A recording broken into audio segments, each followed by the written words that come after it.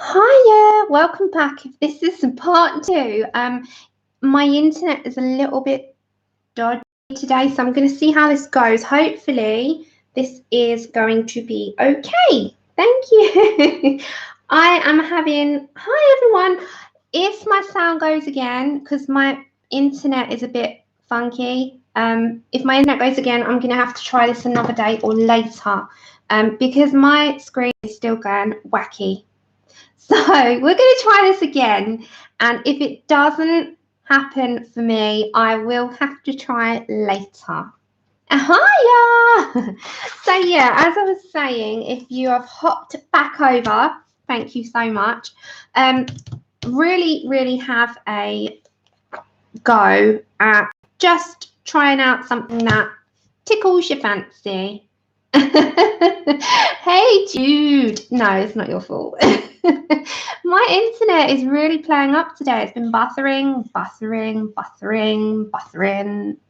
some more. I was trying to watch Back in Business. Oh, fingers crossed. I was trying to watch Isabel and listen to Isabel, and it kept going buffering. I was like, I'm going to give up. So let's give this a go. Anyway, so I've not got these planned because I'm pretty confident that we can do this together. And what I've done, I've made these like spheres on white paper. And I've done them faint because I don't really want to see these big, thick lines. I want them faint so that you can just see mostly the coloured pencil. So what I thought would be a good idea, I don't know if I'm going to be able to do it all today, but we're going to give it a good go, is we're going to come up with just basic colour combinations. Hi again. Meaning, what greens will look good together? What is my internet going funny? Oh my gosh, is my screen going funny for you guys? Oh, how weird. Still do it, Laura. Please. Still go ahead. I think it's good to get different perspectives. Oh, you just done the metals. How did you get on? And hi, everyone. Hey, Kenneth. So I thought what I'd do is like, what greens I'll choose that would look good together. Yes, go for it, Laura. Go for it. I can't wait. And then like the reds and blues and like an ochre tone, and morning, good morning, Danny, and you know, so on and so forth. And then I wanted to show you what those tones would look like against a marker base. So, hey Michelle, we're going to go for a marker base first, which we're going to use the Lemon Shade. I think that's how you say them. You know, these markers, the 168, I think we get in here. We're going to use that with a lighter tone in them and then build up. But the good thing is when we go for a marker base against just the Prismas, there's going to be a different look because you'll have a solid base to work on first. It's just like, you know, just a good thing to practice. And quite often I hear people say, I don't know what tones to put together, or what greens go with which greens, and there's no really right or wrong. You're just going to have a fiddle. And I know Laura does this too. I usually keep a bunch of scraps that have gone wrong in the printer, so like they're just ones that printed off and I accidentally made a spelling error or whatever it might be, or like with me I printed it on paper and not on my card by accident. So just keep them and like just quickly scribble out. But the majority of the time, I don't do them on sheets. I'm just doing this for the purpose of the video.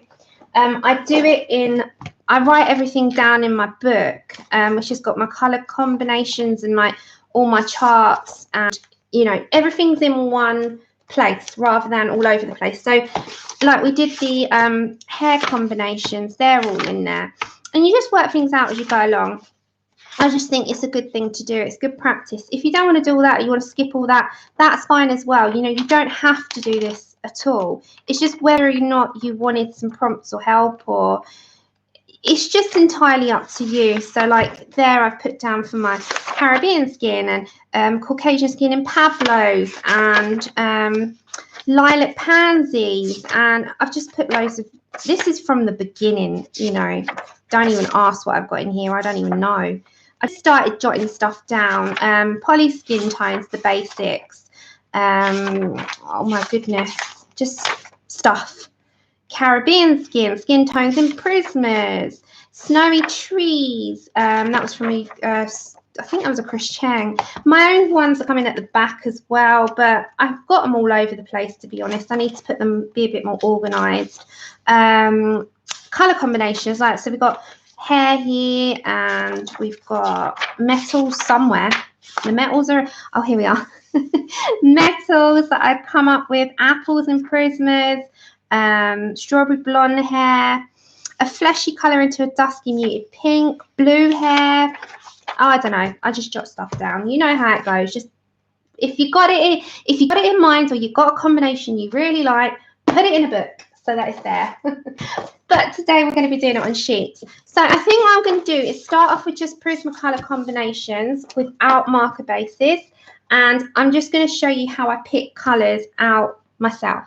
There is no right or wrong. You have your own creative control, and you can do. You don't need to be super close, because from a bird's eye view, you've got a good view. Now, Laura's probably got the best book. I think we'd all pay for Laura's. So when I'm looking at colour combinations, I'm looking personally at a light, a light, an in-between, a medium, and a dark, kind of. Not like a... I'm not looking for something that's going to be too lengthy, even though I end up with a million colours. I'm looking at things that I think would go together. Now, if you're looking and picking, and I know quite a few people come up,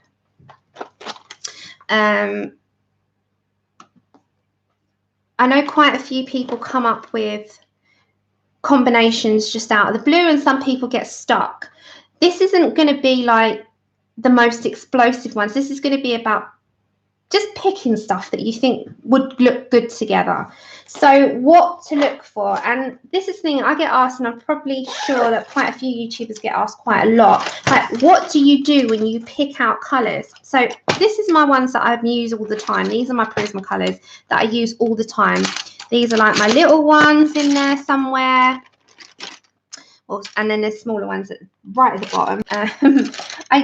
Everything that I use the most is in here. So say, for instance, I was looking at a yellow going into an autumnal tone. I want the ochre colours. And also what I think is really good for this is that you have a colour chart, so that you can look and you don't have to guess game.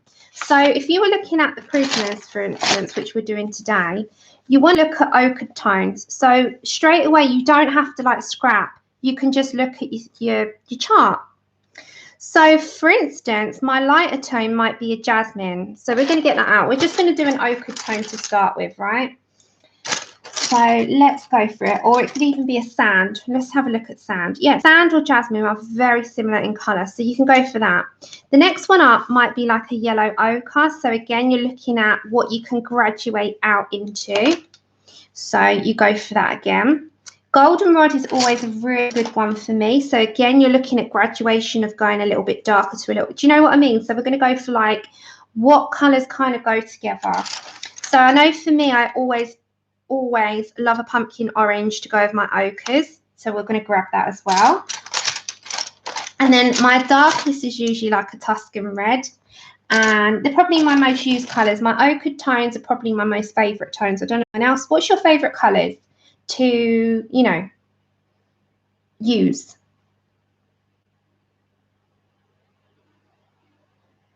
Yeah, it's a good thing to keep here. I mean, you always have got the best combinations in your head.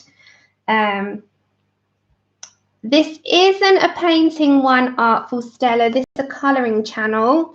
We are just doing colour combinations today. But if you're happy to stay for that, then you are welcome to. And I'm just looking for my goldenrod. I know there's a little one in here. Oh, there it is. So we're looking at colour combinations. That's all we're doing today. So it's not going to be like an amazing thing on the screen, but it really is a good practice. Now, so we're going to just do an ochre one. Grab a biro. Let me get a biro. Bear with me. And we're going to do it in this one. So we're going to go for like an ochre combination that go together, right? So bear with me. Let me just grab my biro. You'd think I'd have one beside me, but for some reason I don't. Chip. And again, if my sound, my picture, anything goes, scream at me. Just scream. Screaming is good because then I see it. So how is everyone? Are you all well? Are you all good? Are you all having a creative weekend? Oh, that's okay. Oh, you're eating stuff early. What you got? Sounds good though, because I'm quite peckish now. So I've got my biros in here and I've got my Susie biro, which is what I'm going to use today. Okay, so we're going to start light to dark. This is just how I go. Oh, that's okay. You diamond paint away. What are you doing? You are fine. Hey, Kimberly. I'm going to call you my resident lurker. Oh, see, pork chops are not mine. Yes, my Susie biro. Pork chops are something I don't eat. I don't like pork. I don't like the smell of pork, but they always look so good. Okay, let's go for it. So when you're looking at colour combinations, what exactly? Oh, how sweet. It's like little large. Is it the one where it's looking at its reflection? What is it you're looking for? Are you looking for light, medium, dark? Do you find colour mixing easy, relatively easy? What is it exactly that you... I mean, this is just a good practice. Oh, okay. I thought it might be. That's like Chip. Chip would have his portrait looking into a puddle and see a wolf. I love them. What size are those ATCs?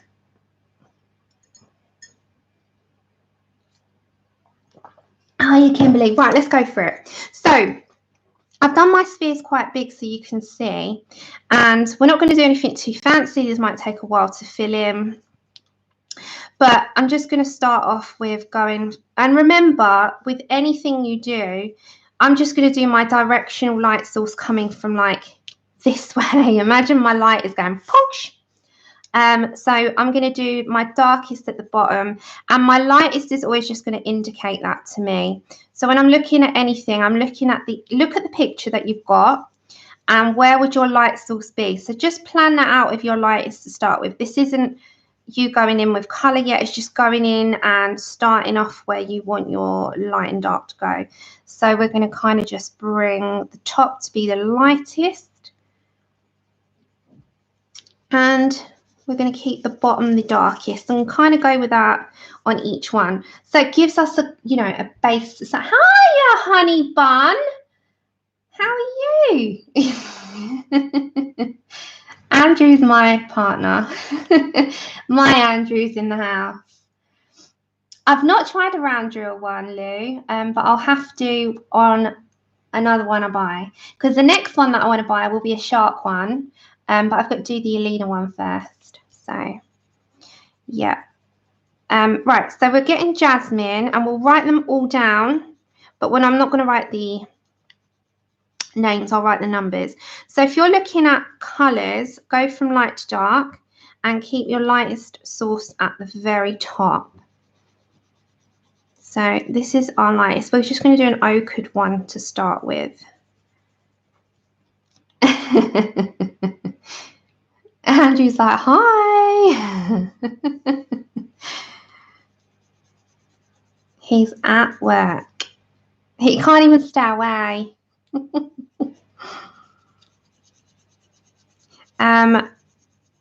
So we'll write them down on the underneath, right? So this is just going to be a light one. So just get the colour down to start with. We're not going for a big build up yet, okay? So that one, we'll go for it like one bit at a time. So just get the light down first. So this is sand, which is PC, we're 940. I'm just going to have to turn you. PC 940. I'm going to try and write them in the order of what we do them. And then the next one's going to be our yellow ochre. So again, I'm just going to build up slightly and lightly. This is a bit large, so I should have gone a bit smaller, but never mind, we won't get through too many. But I'm just going to give you an idea of how to look at combos. This won't be every combination that you can do, it's just going to give you an idea on how to look at them, and hopefully it will give you a prompt on how to pick colours when you're looking at your own pictures and what you can be doing. So we're going to keep that relatively light touch to start, because you're going to come back to your beginning, right, to blend. So this is the yellow ochre. Again, see, it's going to start to build up already, and then we'll blend that outwards with our original colour. So just, you know, lightly put those together, and I'm going to sort of build it up around the edge.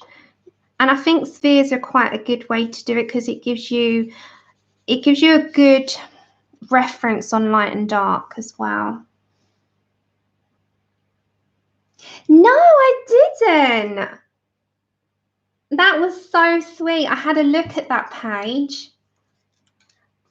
Okay, so that's 942. So we're just trying, as I said, we'll try and keep it, you know, swinging here. Then I'm going to go for my goldenrod, which is 1034, and I'm not going hard. And that's another thing, don't build up hard, build up light, because the harder you go, the harder the wax bloom is to get rid of. So it just gives you a good indication. So it's nice to build up some colours together. And you want to see those colours, you know, you don't want to hide them all, you want to see them. No, I didn't, Kimberly. My resident lurker. Okay, I'll see you later. I love you. So just, you want to see those other colours come through, but this is giving you your stepping stone, if that makes sense. So you don't got to worry about any finished product, and this isn't to be blended out smooth. This is just to give you an idea on colour combinations, on how to choose, what to look for, and what kind of goes together in a page. And I really love ochre tones. I love turquoisey tones.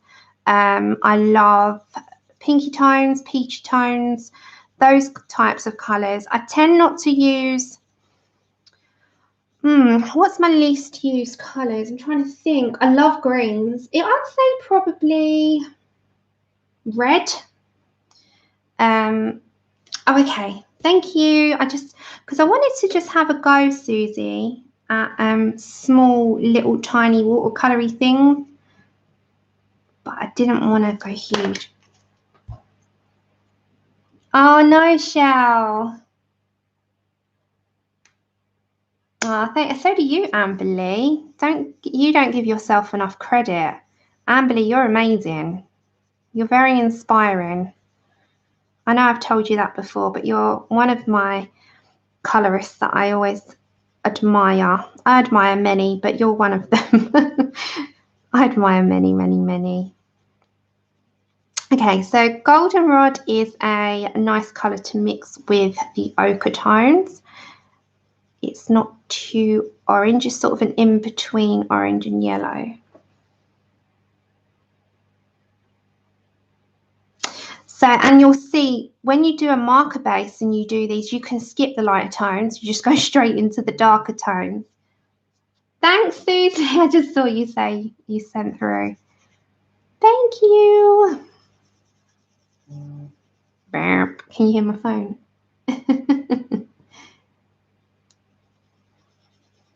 So let's build that up a bit. All right, let's go for them. And then when I mean come back now. Let's write that down first. 1034.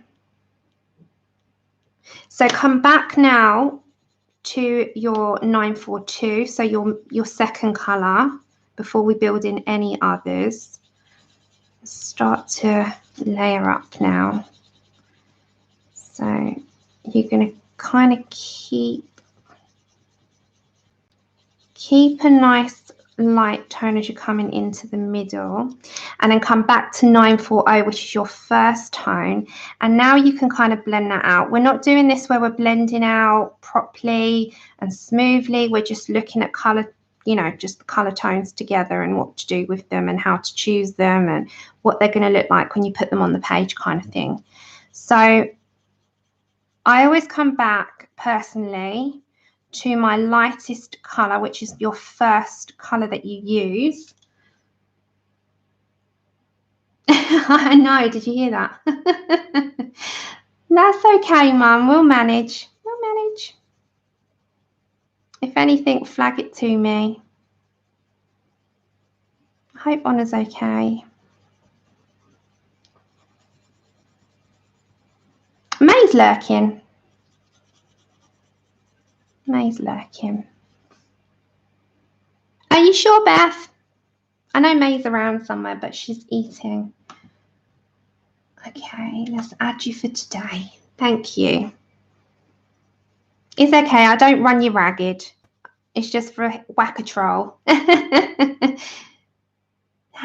Charlotte. How are you? Okay, so you can see where you're going to keep that top, right? So we're going to sort of blend that out a bit more. And this is what I mean by just picking your colours. Now we're going to add some depth before we blend, you know. So the next colour I'm going to go for is the pumpkin orange.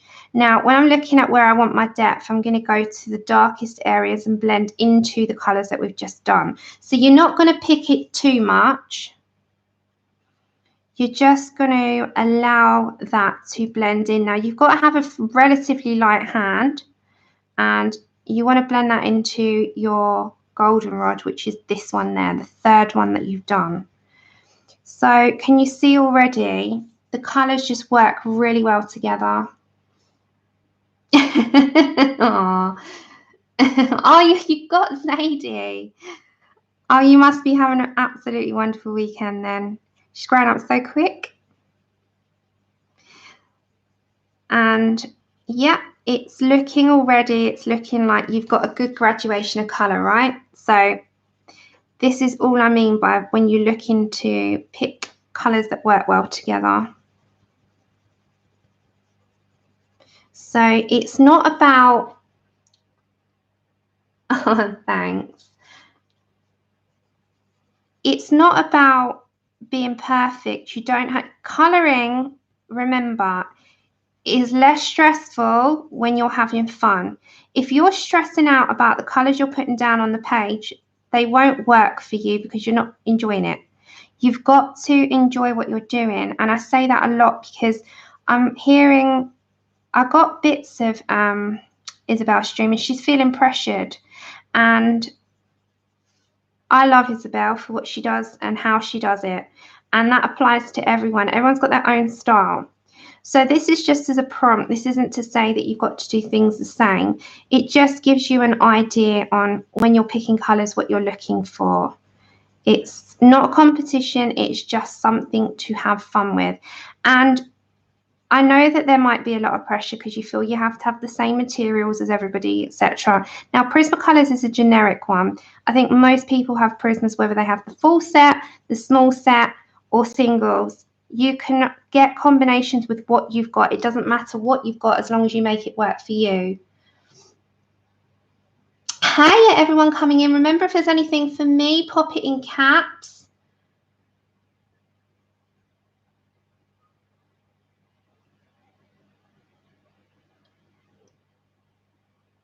Yeah, see, Connie really suits all the botanical work, doesn't she, in the Maria Troll style? And yeah, I shy away from that.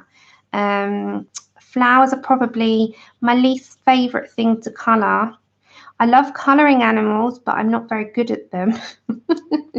So it's different. Take care, Kenneth. Okay, so can you see already where this is going to work? Now, we've still got to build that so it comes outwards, but already we've got a good enough combination. You wouldn't have to add the final part if you didn't want to at this moment, because I think the combination works really well together. So we're just going to go through a variety of different ones. We can smooth this out. Oh, I've got to edit it tomorrow. I've got everyone's in. Okay, so that one was pumpkin orange, which was 1032. We're going to come back to these as we go along. And the very last one, which I always seem to add in these types of colours, is the Tuscan Red, which is 937. And this is my final kind of shade to add depth. This one you have to go super light on, otherwise you're going to have an obvious, it's not going to graduate.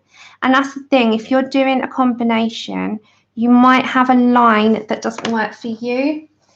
Where's that gone? So you can use a blender. Take care, anyone that's leaving. Thanks for popping in. I've just gone over the line there, and that bugs me. I don't know why that bugs me so much, but it does. Okay, so you can use a blender, look, and that will blend that out and get it all smooth for you, or you can do it with a pencil, but we're going to be quick today and use a blender, right? So we're going to go with the Tuscan Red, and this is going to be our final sort of graduated colour, and then we're going to do an aqua type of tone next, which is going to be like more for oceany sea type of scenes. This is more for leaves if you're going to do like autumnal scenes, and then we'll do a green next after that, which we can use with like lime peel and the mossy greens, and we're going to put some umber in there and build up that kind of look. So already we've got a really nice combination coming. No, you do what you need to do to be happy, Susie. This one was from Amazon. It's called a Tihu. Can you see that? T-I-H-O-O. Tihu. And it's got the small and large ends. So you've got the tiny little erasers that are so thin, or you can put the larger ones like the Derwent in there. I prefer the teeny tiny ones. Yeah, of course I will. Of course I will, like I did with my other one, of course. I'll put a picture up when we're all done. So it takes a little while, and it's just to get into the swing of it, to kind of explain what I'm doing as I go along the way. So you can see you need to, for me, you need to see a graduation. So you can deepen this as much as you want or as little as you want, and you can add it to an area that you want the darkest. So mine would probably be this side, because imagine your light source, your darkest area will be at the very bottom. So again, if you come back then to your another color and blend that out slightly, and keep doing that. In your color books, this will be smooth. We're doing it quick today because we've got to be quicker today. Oh, it's so good. Those erasers are amazing. So if you come back to the order of which you've done your combination, you'll blend that out. So that's what we're going to do. Now you can use a blending solvent as well, so you can use the Zest-It or the Gamsol, whatever you have, and you can do those as well, or you can just go old-fashioned route and come in with your layers and blend that out. Me and my colour books, I just do it the old-fashioned route for purposes on today, so I speed myself up. I think we're going to use a blender, and I'm going to use the Caran d'Ache one. So you just keep going. And then I'm going to come back. You're going backwards now in the way that you did them, right? So the route that you put them down is the route you're going backwards. It's like start off and lead back the way. So you've written them down in order, and you're kind of just going back on yourself. That's all you're doing. So what have you been up to, guys? Have you been doing anything new? Have you been doing any of your other hobbies? I know Susie's doing her art trade cards, which are the small ones that she sketches out, which are great. Laura, you've been doing so many streams and helping people. I know a few of you are diamond painting. So we've just gone backwards. That's all we've done. Can you see how well that's all worked? Hey, Heather. It's fun. I'd do more if my back wasn't such a pain. And that's okay, Heather. Now we're just going to grab a blender, and if you grab the blender, it will just blend seamlessly. Now, I don't use blenders in my colouring books, don't know why, but we're going to do it for today on this so that you can see the, you just got to make sure it's clean as you go along. And look at the colour you can get. So if I just do that, that has gone like a graduation. Now I'm going to draw, I'm not going to draw on mine, but just imagine this is the light source coming from that direction, right? And you've written down what you've used. I think I've got to put the last one in. Yep, 937. So write them in order. So this is just Prismacolors. And you can see how good one thing can just change from putting a base colour down. It's like built up this amazing arrangement of colours. And it's just like fire. It's just like, I want to put that on leaves. And I love it already. And that was so simple, wasn't it? It wasn't hard. And that's the sort of things that you can be looking at. So we've gone, and we'll do this each one. We've gone from a variation of light, mid, medium, darker to darkest. And that's what, oh look, it's gone from large to smallest. How funny. So that's kind of what we've done. And that's how we're going to go in rhythm throughout. It's lovely for a sunset. And I love those colours. So I'll repeat them. They are sand, yellow ochre, goldenrod, pumpkin orange, and Tuscan red. Great combination. I like that. That's one of my personal favourites. And then we have a result like that. So next off, we're going to look at what can we do for the sea. So again, you pop over to your, you've got all your colour chart done. And we're going to look at, I like to put 4, thank you. I like 4, hold on. I was just trying to do that with my mouth. For water, I like to put a little bit of like a light green in there, like this one.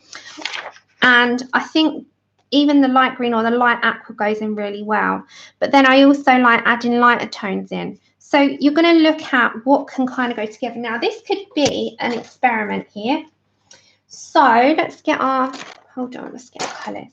So let's look at what we've got. So light green could be this one, but we're only adding a hint of that. We're not going to add that as our main colour. It's going to be like a hint. Oh, I love my polys. I used a Caran d'Ache. This is a Caran d'Ache blender, and it's a wax blender. It's brilliant. You sharpen it in your normal sharpeners, and it's a full blender, Caran d'Ache blender. So yeah, we're going to add like a hint. We're not going to put too much. That's just going to be in there, to like a hint of it in there. So when I'm looking at the ocean, I like to see some different tones in there. Now, I kind of like to go for, where are they? I'm just trying to look at my thing. Electric blue for me doesn't work. I love the tone, doesn't work. So I hop on over to True Blue. And True Blue is a really good colour. I really like that colour. So we're going to try and get that out. If I can find it. So True Blue is a really nice colour. Hey, Jamie. So these colours work really well together. There's an obvious like difference, but you're not going to put them side by side. You're going to blend one into the other. So if you're working one in, for instance, when you then add in that green tone, look at the change in it. Can you see? It kind of just, you don't want them side by side. You're going to put them in and it will change that tone. So we're going to look at that. Then I want to add something maybe a tad lighter. So let's look at, I'm just looking at my colours. This is why this is important for me to have a cerulean blue. Does that go? Or that might be a bit too close. Peacock blue maybe. Let's have a look at that one. It's good to have a chart. It's good practice. So that might be a nice deeper tone to add in. Oh, I like that one. Okay, so that's peacock. We need a lighter tone now, so we could go for something a bit light, like Blue Lake. Should we try that one? This is why these are good to do. Hey, welcome back. That might be a bit too dark. Let's go for something a little bit lighter. See what I mean by testing out? Oh, that's nice. I like these. Okay, let's try this out. Let's try it out. We can always add more. So have that near you. And it's good to have a bit of scrap paper before you go on in there. So I think what we'll put down first is going to be a blue slate. I think that was the one. Yeah, okay. So we're going to put down blue slate to start with, and we're just going to add that as our base all over. So again, don't worry about it being, you know, neat. Again, we're just going to go with the same light source coming that way, right? So we'll have our light. It's good to have a direction. This is just practice sheets.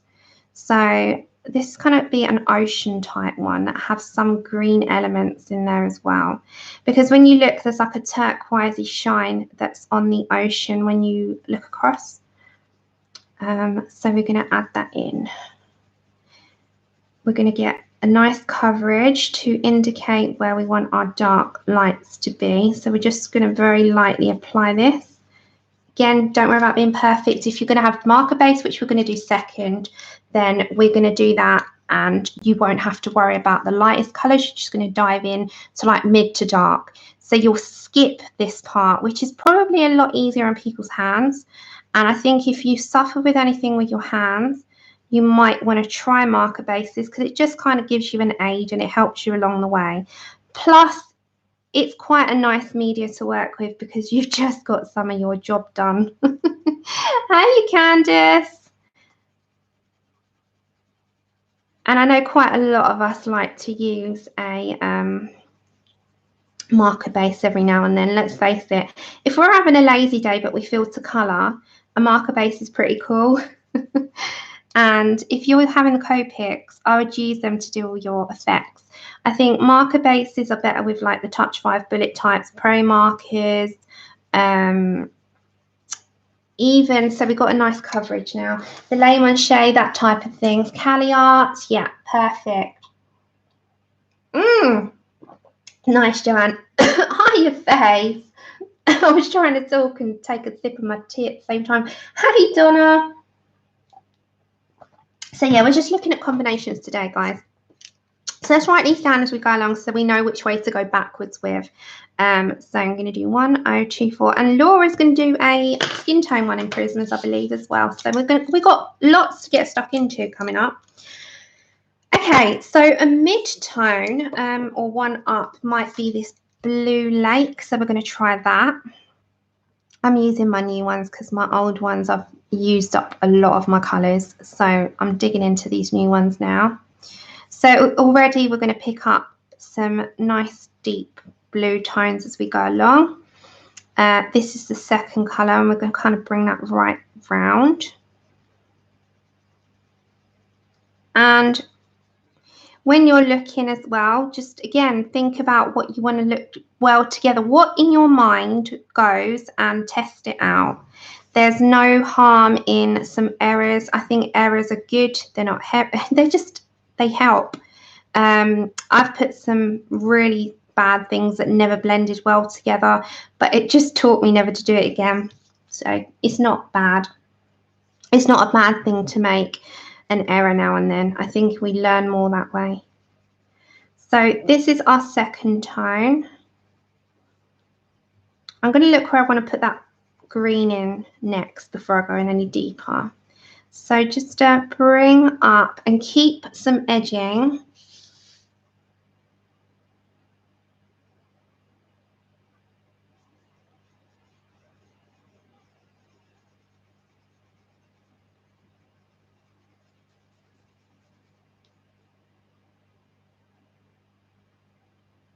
Oh, did you get her book, Faye?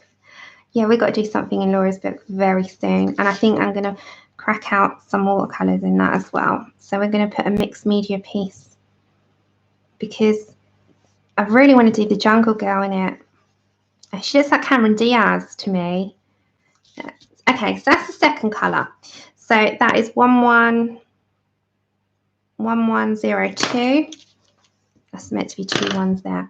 Okay, next up, I want to look at where I want to put like a tinge of this light green. Now, it's thinking that's a bit of an unconventional tone. Oh, yeah, it's really nice, isn't it? I want a slight unconventional tone. So I want to look at where that would go, and I want to put that into the lighter areas rather than darkers. So we're going to sort of bring that from about here and lift it into where our light will show. Otherwise, you're not going to see it. It will be drowned out by the deeper colours. This is why I'm doing this now.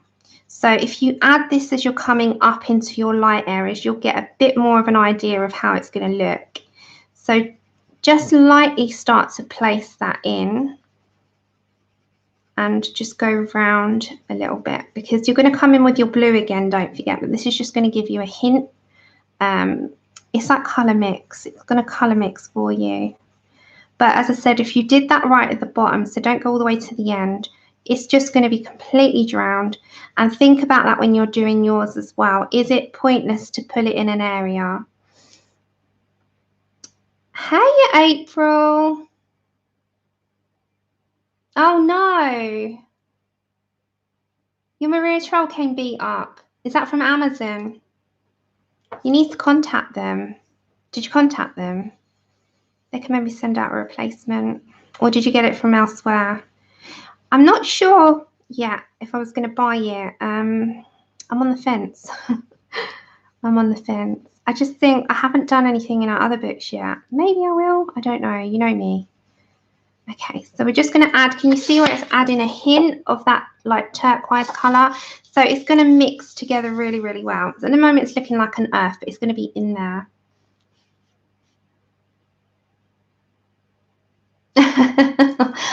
Oh, the little tiny one. I'm going to have to copy it first and see what combination to do. Okay, so that is a light green. So we'll go back in the order that we did it in, and then we're going to blend that into the lighter blue, right? So that was 920.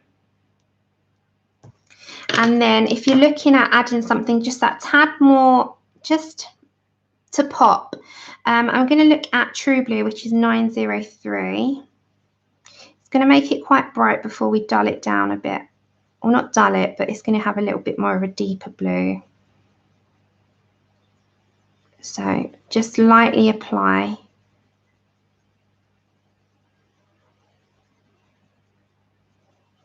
I think Laura has a story behind all her illustrations as well. Like, hi, Ray! So we're going to keep going with this True Blue. You must have been tired, Miss Sissy. You must have been tired. Okay, so we're just going to apply going around before we add. We're going to come in with the deeper blue. But remember, our darkest is this corner here. And just for convenience of the stream, I'm going to do the blender. So just lightly apply that. And then as you're coming around, you can just blend it out slightly into this green. So we're going to come back with the blues into that green. But it's just nice to play with colour. I love playing with colour. Colour playing is like, I'm a bit of a geek. I love to play with colours. So before we go blending that out, we need a deeper one in that corner. This is 903. I'm at an angle here. Oh, thank you. Oh, you're going to get the card as well. I thought you did. So we're going to come back to our 1102, which was our one before the green, and we're just going to blend that out. That's what I mean by just coming back before we go dark again. We're just going to add a deeper shade in. And we still got to blend out, but that's the last step. April, are you in the US or the UK?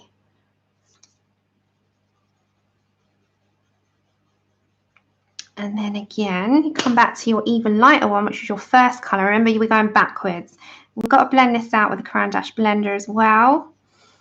And I quite like so far how this combination goes. And don't forget, this can be used in your colour book pages, and that's the good thing. That's what we're aiming for. We're not being Picassos here. We're just looking at colours. We're looking at colours and what works. So that's all I need to worry about. There is quite a lot of work that goes into coloured pencil in the way of blending out and layering and shading and all of that. So it is quite lengthy, but don't forget my spheres are a lot bigger. You don't have to do them this big. You can do them in a line. I'm just doing them in spheres so that you got a better visual. As I said, it's for purposes of the stream. It's not anything else, because I think if I did them smaller, you wouldn't get a better visual of them. So I've kind of like put myself up here for the long route, but that's fine. Okay, and I do want to go a little bit deeper. I'm probably thinking Mediterranean blue would be the better choice here. So I'm going to just have a look at that first. Let's have a look. Mediterranean, where are you? Did I take that one out of there or something? Because it's not. I didn't put it back in. Maybe Copenhagen blue. Let's have a look. We could do. Let's try that one. Hold on. We could do a Copenhagen, couldn't we? Let's try that. Might be a bit too deep. Let's have a look. No, that'd be fine. Okay, so this is just your deepest area, and then we're going to blend out. So this is Copenhagen. You can go one step deeper and go indigo if you really wanted to. It depended on what picture you're doing. But remember, this is just about what it looks like on your pages right now. So it's a blend out. And we're going to work this one a little bit more.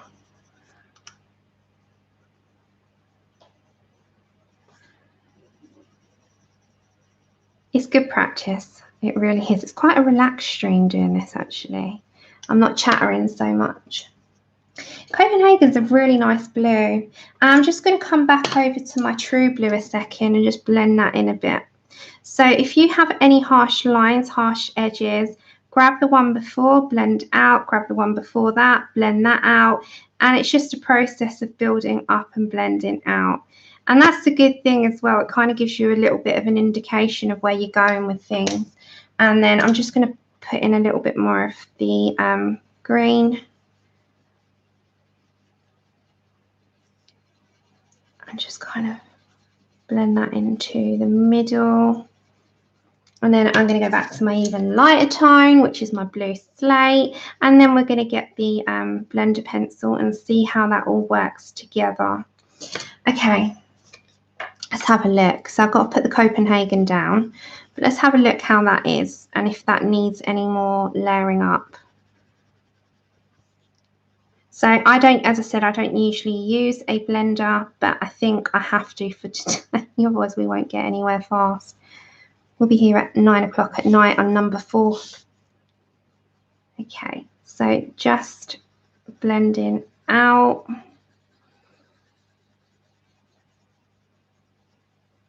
And I have to come back to my blue slate a second. I'm just going to put enough in there to kind of not hide that. I think I want to go that tad deeper actually and get my indigo out. So let's add our indigo in at the bottom. So that was Copenhagen, which is 906. And if I get my indigo, you could even get a hint of black if you were brave enough. Where are you hiding?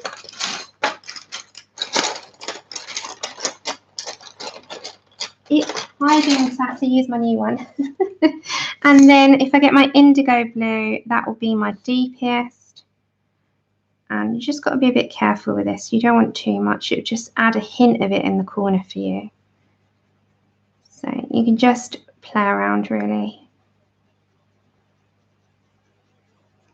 So if you're doing it in your books, I'll go even lighter touch than what I'm doing right now.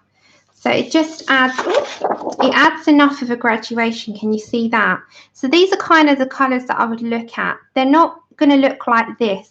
We're just doing it in spheres. It's not going to look like this. It's going to look how whatever object you're colouring or background you're colouring, it's going to look like that with the colours in it. This is just practice.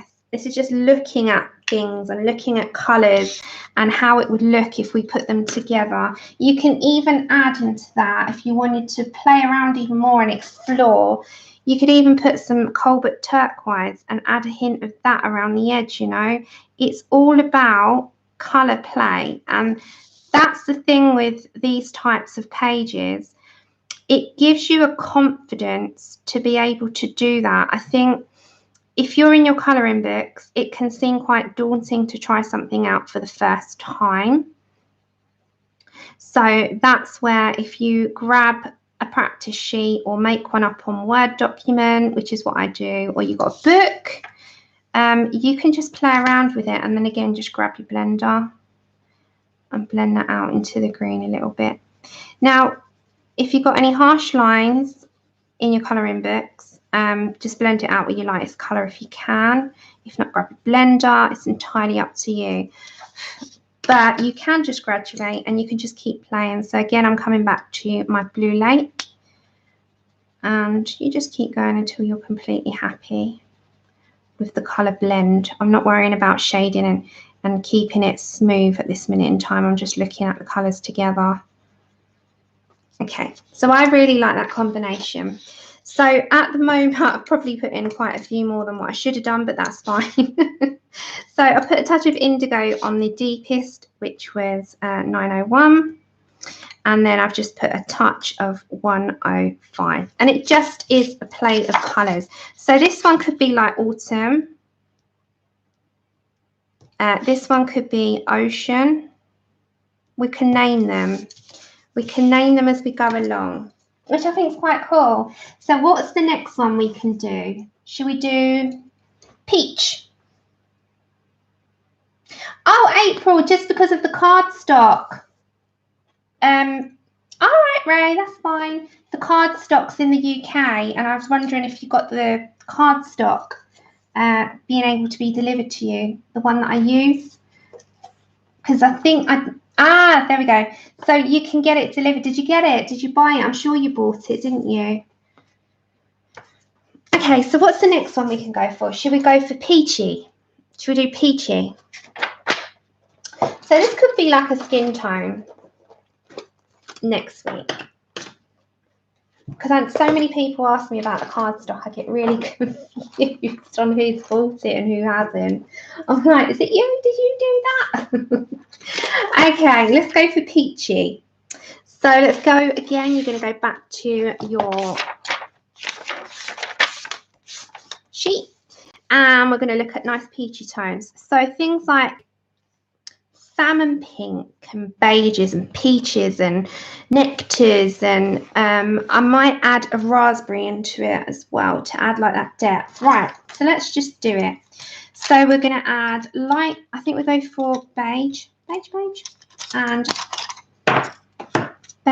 light peach. Hi, Kathy. And hi, Kathy too. We got Kathy and Kathy. Both coming at the same time. Hi, ladies. So we're going to go for nectar. Now, this will look like a skin tone, but I'm going for like a, you know, you've got a peach fruit. So I'm thinking of that at the moment as opposed to,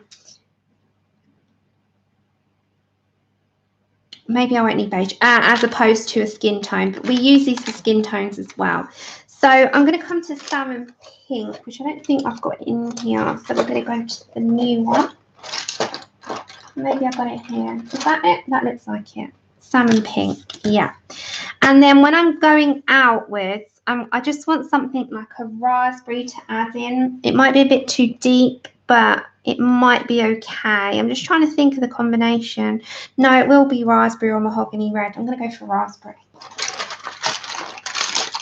I've got it in my head what it's going to look like. So I'm just looking at things that might look good together. And if it doesn't, we know not to do it. But I'm pretty sure it'll be fine.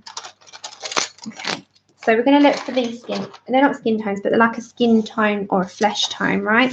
So we're going to come here. And again, we're just going to do our light source coming that way. So let's put it so it doesn't just look like a random This is just a practice sheet.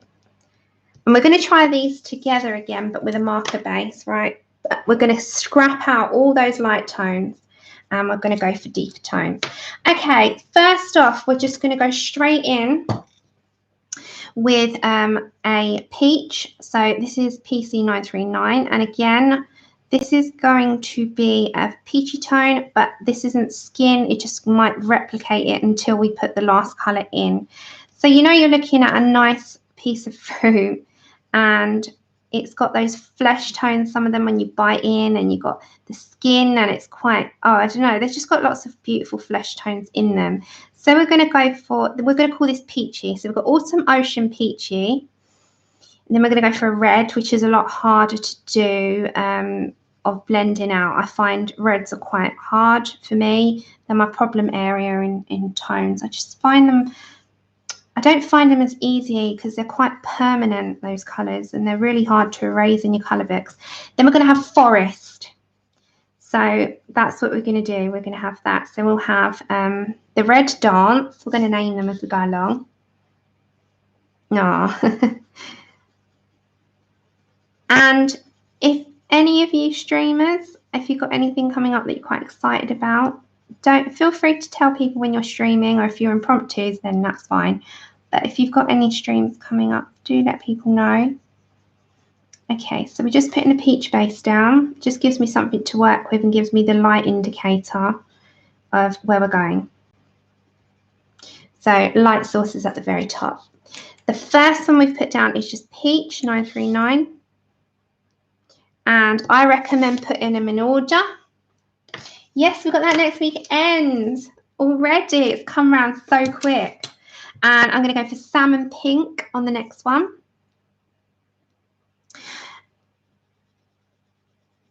And this is going to be quite a nice, deep flesh tone. I don't use this one because it's a bit too peachy in my skin, but you can do. So we're just looking at what works. We might add a yellow hint, like a beige hint, or a cream hint at the top.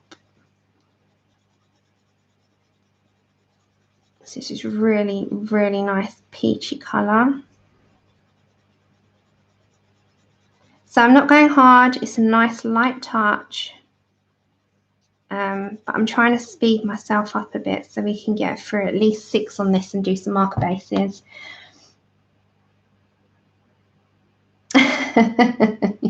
You'll be fine, Joanne. It takes time. It took me 2.5 years before I grasped it properly. And then from there, I kind of got it and then built on the basics. I think it just takes some time. It's the one thing I hear people say quite often, though, is about skin. Okay, so I'm going to put, before I go ahead and put anything else in, this is 1001. I really fancy putting a touch of like a cream in there, or an eggshell, but that's cream, I think. Let's just have a look at that. Yeah. Okay, so at the top of some of these, this isn't skin, this is just peachy. I'm going to add a hint of cream.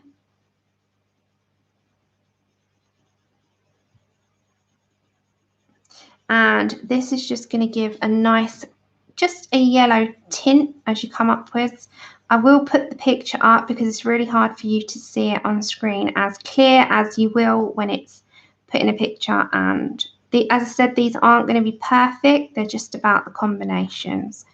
I'll pop them on my stories for you for 24 hours. But you've got the video here to refer to if you want to take any or any appeal to you. It's entirely up to you. So we're going to add a hint of yellow. Take care, Corolla.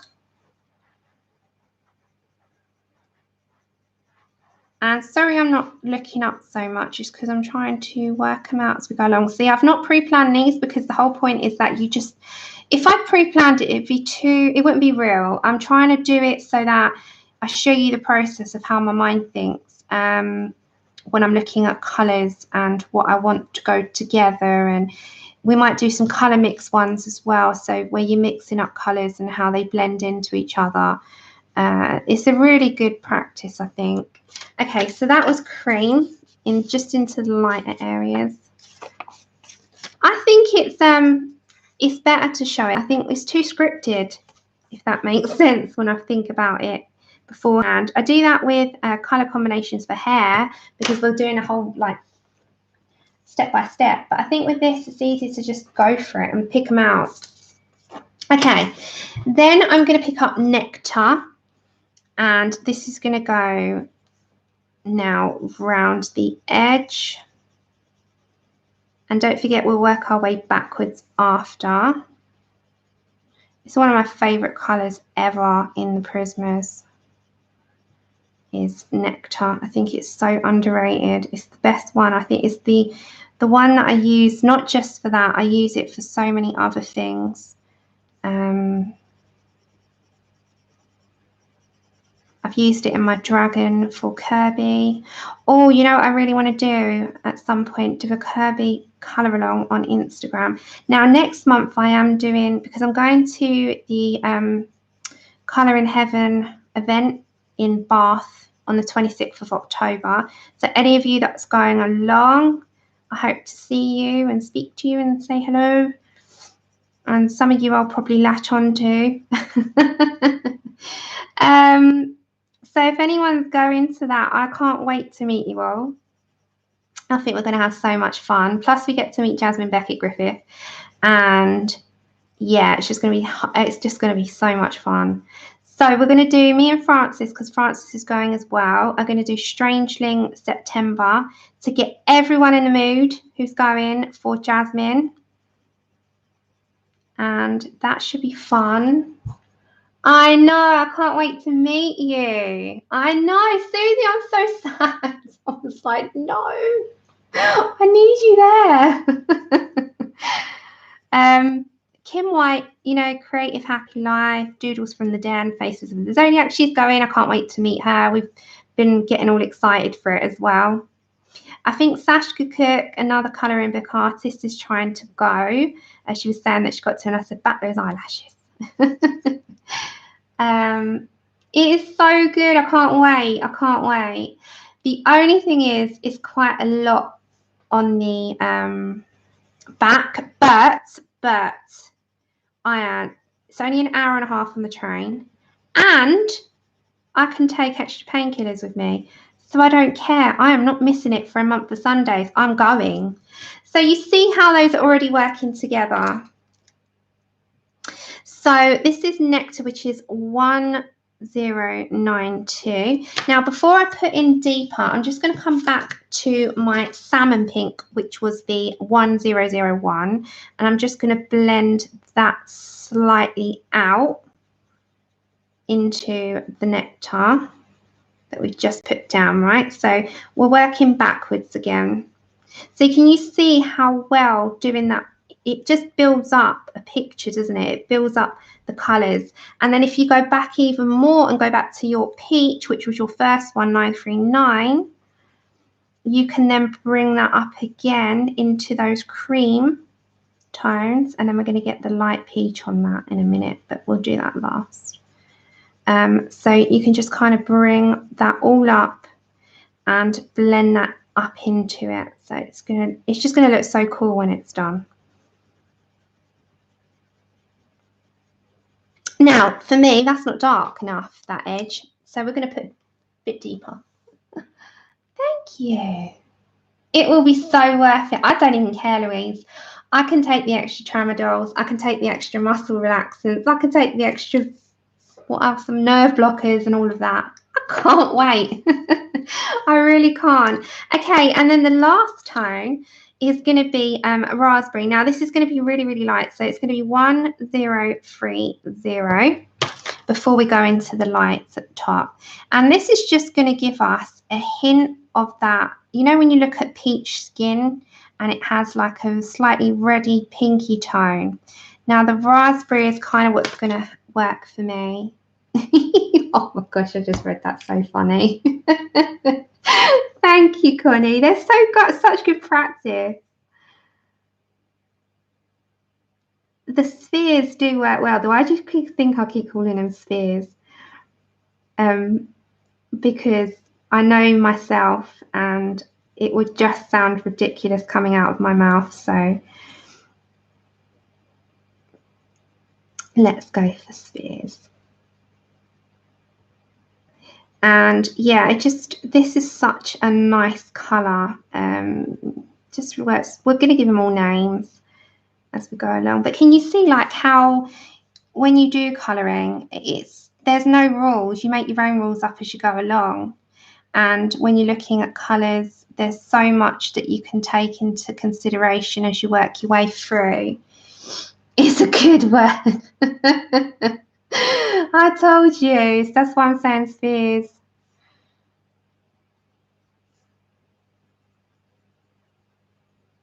So yeah, it does work really well.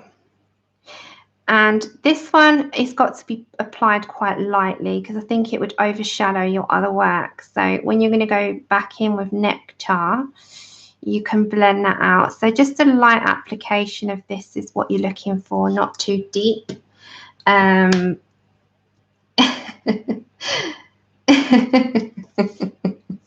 Nana. And then we're going to go Nectar again. So we're going to just slightly blend out that raspberry. You can use mahogany red as well, or you can use something henna, but henna's a bit too red. I'm looking for more of a pink, hence why I chose the raspberry. So this isn't skin tone, this one. This is just a peachy tone, a general peachy tone. And that's what you got to think about what you're looking for. So if you looked on your colouring page, okay, like violas, what deep purples are going to work together? What you look at daffodils or sunflowers, what yellows are going to work together that's still going to be loud and bright, but you're going to have a graduation? Or skeleton, what greys and cream tones are going to work together? We can do a skeleton one. That's a good idea, actually. Okay, now before I graduate up, I'm going to grab my light peach. We can do we can call it rib. We can do a skeleton one and call it rib. So this is the light peach, which is going to be obviously the lightest that can blend all those beautiful colours together. And I'm quite happy with that combination, to be honest. I think that's turned out pretty well because it's got a yellow undertone. It's got peaches and pink tones without being too harsh, and it kind of all just blends, doesn't it? So if you look, you've got a nice hint of pink into a nice peach, into a nice yellow, into then what should be your light peach. So sorry you're upside down for just a minute. And we'll get the blender out. Oops. Hi, Chili. And then if you need to go back in now, we're just going to grab our blender. Just make sure, double sure. So this is just learning about what to pick and what goes with what, that's all. Okay, so this is just peachy. Got to put our light peach at the bottom, which I think is 93927, that one. We've got to just add that into our mix. Okay, so 927. And this is called peachy. Okay, so it's just good practice. It's really good practice. Okay. If you wanted to add any deep art, just go back in with your raspberry and just like reapply in your darkest areas and just blend that out. Because sometimes a blender can take that out, but we're not worrying about that. And that's if you're getting technical. We're just worrying about how the colours blend out and work well together. So yeah, really, really liking that. Okay, next up, should be forest. Oh my gosh. Hey Laura. I do, 1 minute, I've just got to mute you for a second. You'll like this one, Nana, in Game of Thrones. I've got 1 second, guys.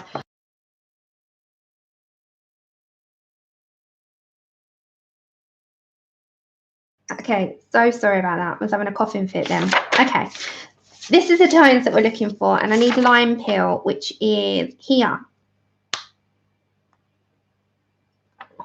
Okay, so we're going to do forest now. So my lightest tone I already know is going to be my lime peel.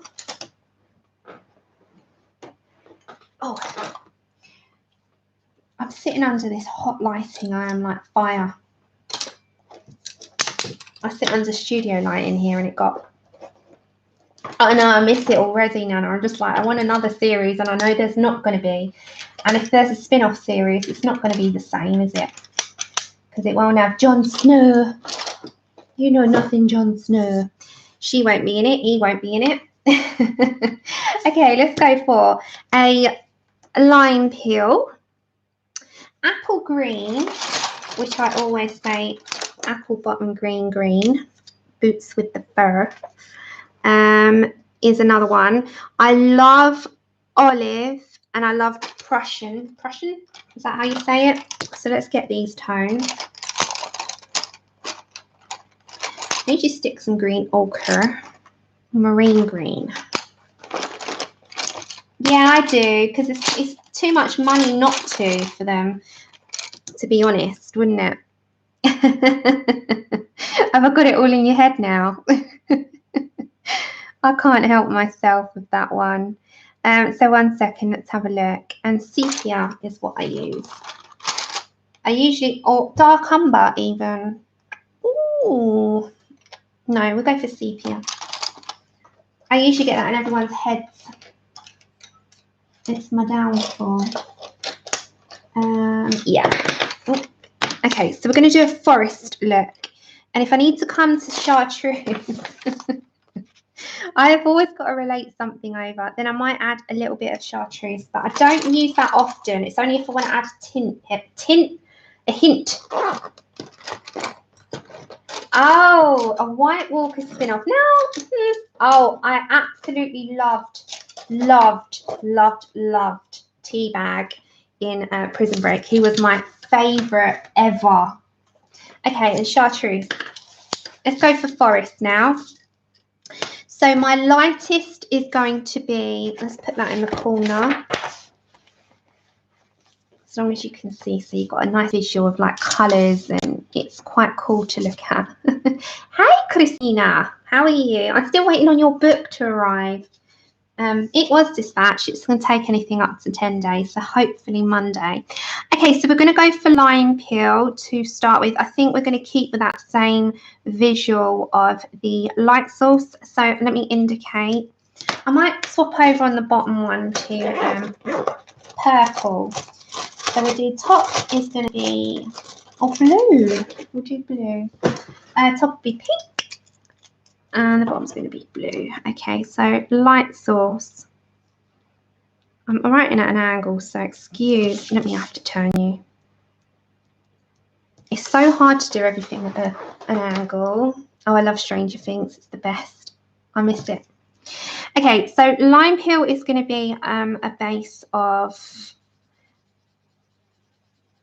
my favourite green in the world, as well as May green in the Polychromos is my favourite green in that set. This is my favourite green ever in the Prismas. I just think it just gives a lift to forest scenes. It's my favourite ever.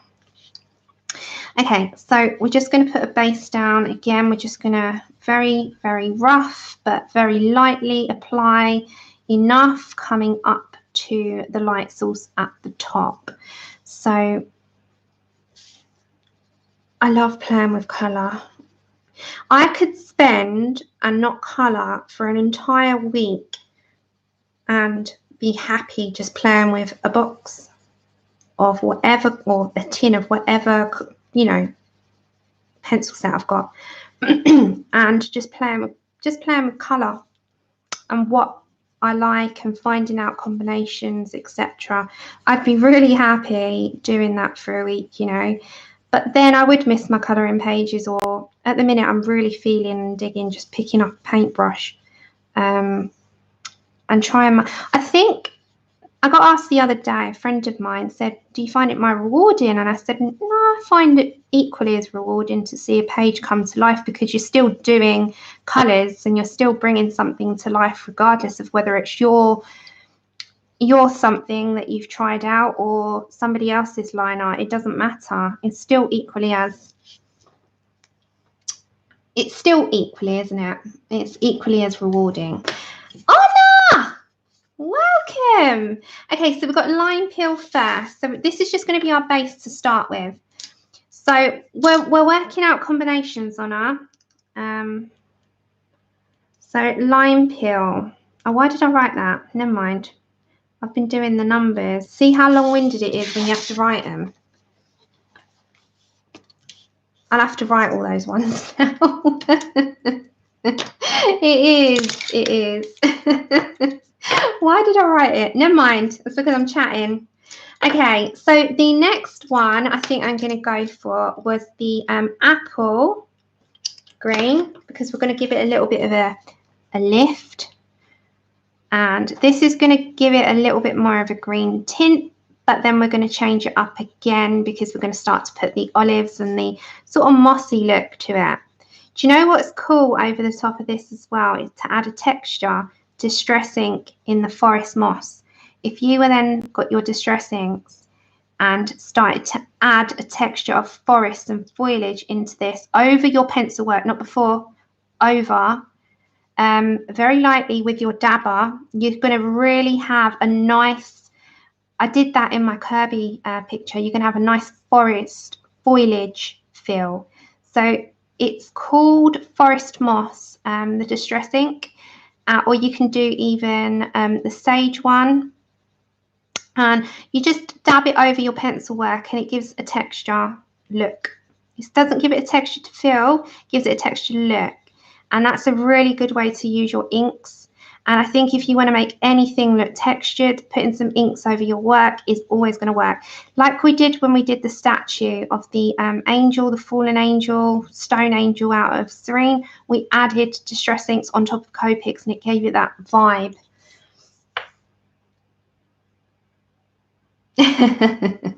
Oh, welcome back, Desiree. You're an honour, both of you. You're both so tired today. It must be the weather. It must be something in the air. Okay, so if I bring that up, this is not blended out. Can you see it's going to start to make it look a bit more forest-like? So we've got to keep building up. This is not about making something look perfect. It's about making something work for you and what you want to pick in colours and how to go about it. Okay, so again, this is just apple green. I really have to start writing those ones out now, don't I? Apple green. I'm going to have to just turn you. I'm going to have to write this one. Oh, dearie me. 912. Okay, we'll write this. We'll have to write this one. Don't worry. This is only a good job they're just practice pages because something like that would really annoy me. Okie dokie. So next off, I looked at putting the Prussian green in there. So we're going to just start to apply that. Now I have to be generous with this one because this now has to start to build up that forest colour,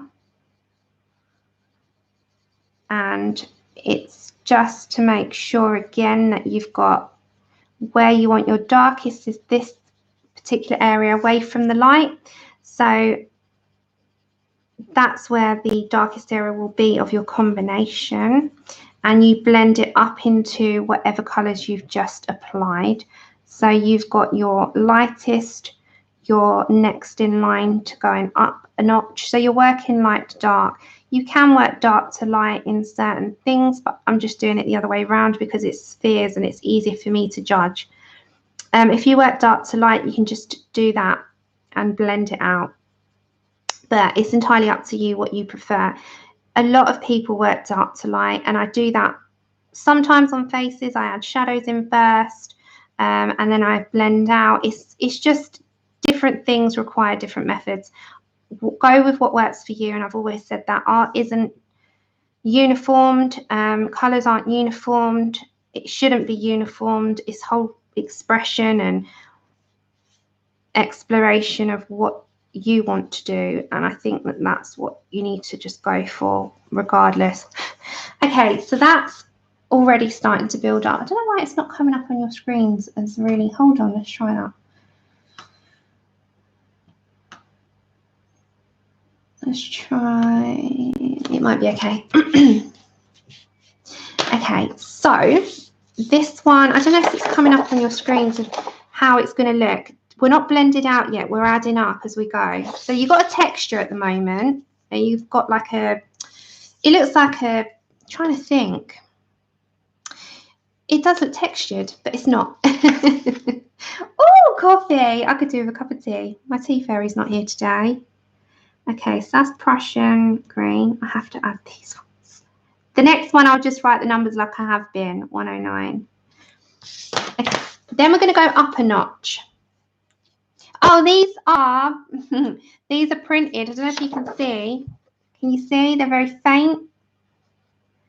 So do them in like the lowest grey setting on your computer. Okay, so now we're going to go to marine green, and this is just going to be on the darkest, and you can drop in some shadow, and the same, I'm going to put it in this way as well and just add enough in before we blend out. This is like a moss colour, this one. It's really quite deep. It's nice. I like this colour a lot. It does remind me of like camouflage on the soldiers' colours, this type of green. It's like a khaki, camouflage, murky green that needs to be in like swamps. You could just see like a swamp scene, or the sort of dinosaur days when you look at the dinosaur Jurassic Parks and all those deep greens. And this is what I'd love to try this. Oh my gosh, you know, this would be good if you did foliage in the Kirby dinosaur. That would be amazing. Right, so you see how deep now we've got to work our way back, right, before we put sepia in. So we've got to work our way backwards and really blend those colours up. So we've got deeper, we'll blend out now. We'll start to bring our colours. We're going to go back to front. So that one was marine. Take care, Charlotte. So let's look at working backwards now. And this is a good practice as well for your colouring bits. So back to Prussian, and let's work our way up before we grab any blender. So backwards, next in line, up above marine is Prussian green. Who's done that dinosaur? Has anyone here done that dinosaur in Kirby's book? I think it's in Imagimorphia, if I'm right. That's okay. You can like go off and do anything, guys. Don't feel that you ever have to stay and like statue still here with me. I appreciate it, but if you need to go and do life, life is first. Okay, so next up we had apple. So we're going to blend out before we grab any blender. The blender will help, but this isn't about the blend, this is about the combination today. That's why I'm not fussing. Usually I take my time and really blend that smooth, but not today. We're just looking at the combos. Otherwise we'd be, what's the time? Yeah, we're going to be here too long. Can you see it's already taken this length of time to do these? I should have scaled my circles down, but it's a better visual anyway, isn't it? Okay, so we're on apple. We're just working up. If we go over to lime peel, and we're going to blend out the apple a little bit. Supracolors are really, really good. Any watercolors good for doing forest type of backgrounds.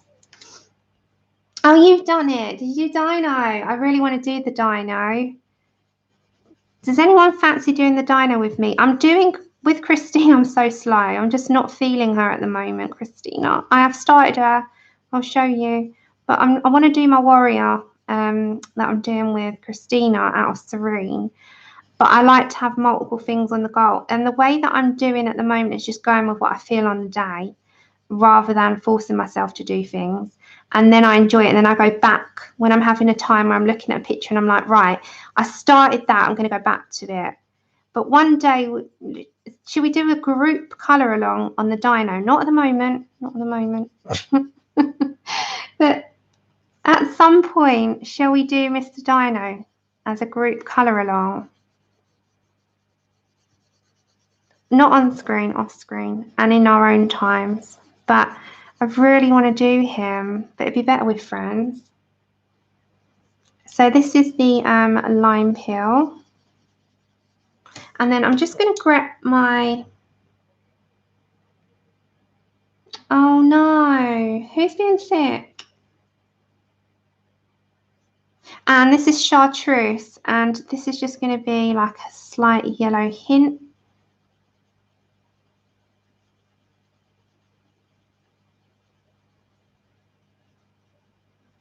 I've got about 4 copies of that dinosaur because I've got 2 Imagimorphias and 2 Colormorphias and the Imagimorphia poster book. I've got 5 copies of Dino, so if I mess up 4, I've got a 5th. Oh my God, Laura, shall we do it one day? Oh no, not Hoodoo, bless him. Yes, I saw that. Yeah, I know, I do sound like you. I think you've rubbed off on me. I've got like 5 copies, but I really want to do him. Laura, let's do it. I'm trying to do one with Christina as well, but I have to just do bits and bobs. And there's no time frame because it takes because we've also got stuff on the channels, which does take us time. It's in Colormorphia, yeah. Let's do it, guys. Let's set it up. Okay, great. Let's set it up at some point. All right, I'm going to get my blender. Let's set it up as a group colour along. What can we name it? We have to give it a name and set up a group so that we can see, like the hashtag, so we can see what everyone's doing. But there's no pressure and there's no time limit. But can we start in September? Because I really want to do that one that I'm doing with Christina, because I've got it halfway done. And one thing at a time. Otherwise, I'm going to be bogged down with too many whips.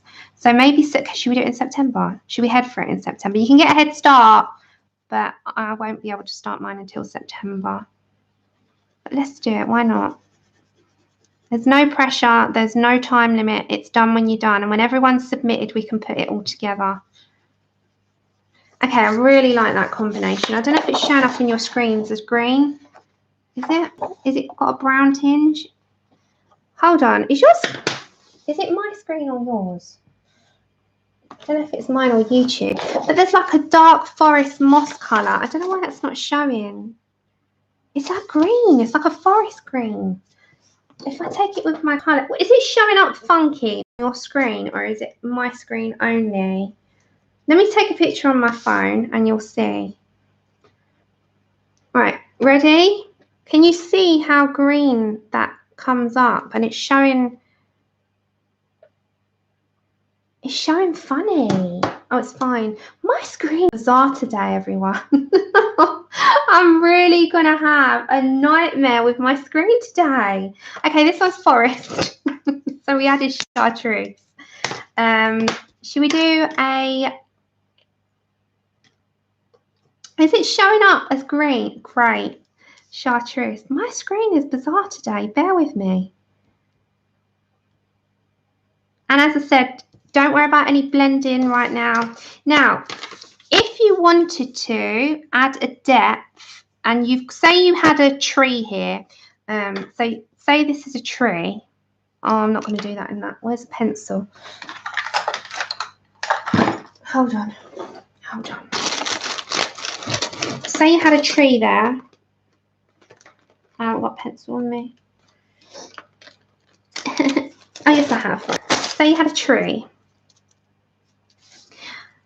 Great. So say your tree was here and it went upwards, right? So you got a tree at the side and that was casting a shadow there, right, against your leaves. You could add the sepia in, but don't forget mine's a bit waxier because I've put a blender in. You can add sepia for shadows rather than black, and say your tree was like all nice here and it was all going up and looking delicious and blooming out with lots and lots of foliage. Your shadow could go there so that it kind of puts Say you had this like lovely blooming tree, it's got all the leaves and blah blah blah, you know what I'm talking about. So say you had that, and that would be, I'm just doing it as an example, that's not really a tree. Say it would come here, and you know, you'd have a, that's okay, you doze away, it would have a shadow, wouldn't it? So use sepia. So I'm just going to put sepia at the side because that would be for the shadows. So just add sepia in to sort of keep that forest, and this is going to be called forest because it is a forest. It's a forest look. It's like a deep mossy green. Okay, which one should we do next? We're going to fill up all 6, and we're going to do very quick marker based ones because the marker based ones won't take long. Should we do rib? And all rib is what I would use for like skeleton. Oh, and then should we do a red after that, which could be lady in red? So we'll do rib. Hey, Lozzie. Should we do rib? And I'm going to just do the things. I don't know why I had to write that one up. And then maybe reds, right? So we've got autumn, ocean, peachy, forest, rib, and lady in red. Yeah, should we do that? So with looking at skeleton colours, again, I have creams and slight browns in with it.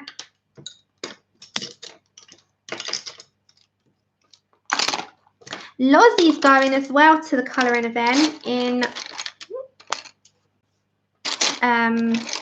Bath. Okay, and I'm going to get some greys. Let's have a little look. I'm just going to pull a few out, and I'm going to use my scrap bit of paper, right? So I look at greys. I have like putty beige, I think I've used before, and I think I used a touch of brown. Yeah, I did. So I'm just going to grab my greys. Now, black, I'm not going to use. I'm going to use dark grey or sepia to shadow and not go so deep. You can use black if you want to be brave, but I'm just pulling out some greys. Or espresso is a good one.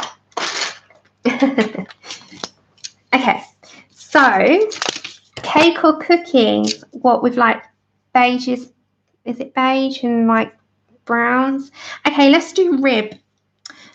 So I'm looking more for a light coverage like that one. So that one's 10% French grey. Putty beige, I think, was a good one. Yeah, I'm going to go for some putty beige. I know I add a hint of like sand or cream in there, so it gives it a slight yellow tint, but that's going to be super light. Hold on, my brain's in whiz gear at the moment. Okay, so might be not that grey. Let's go for French.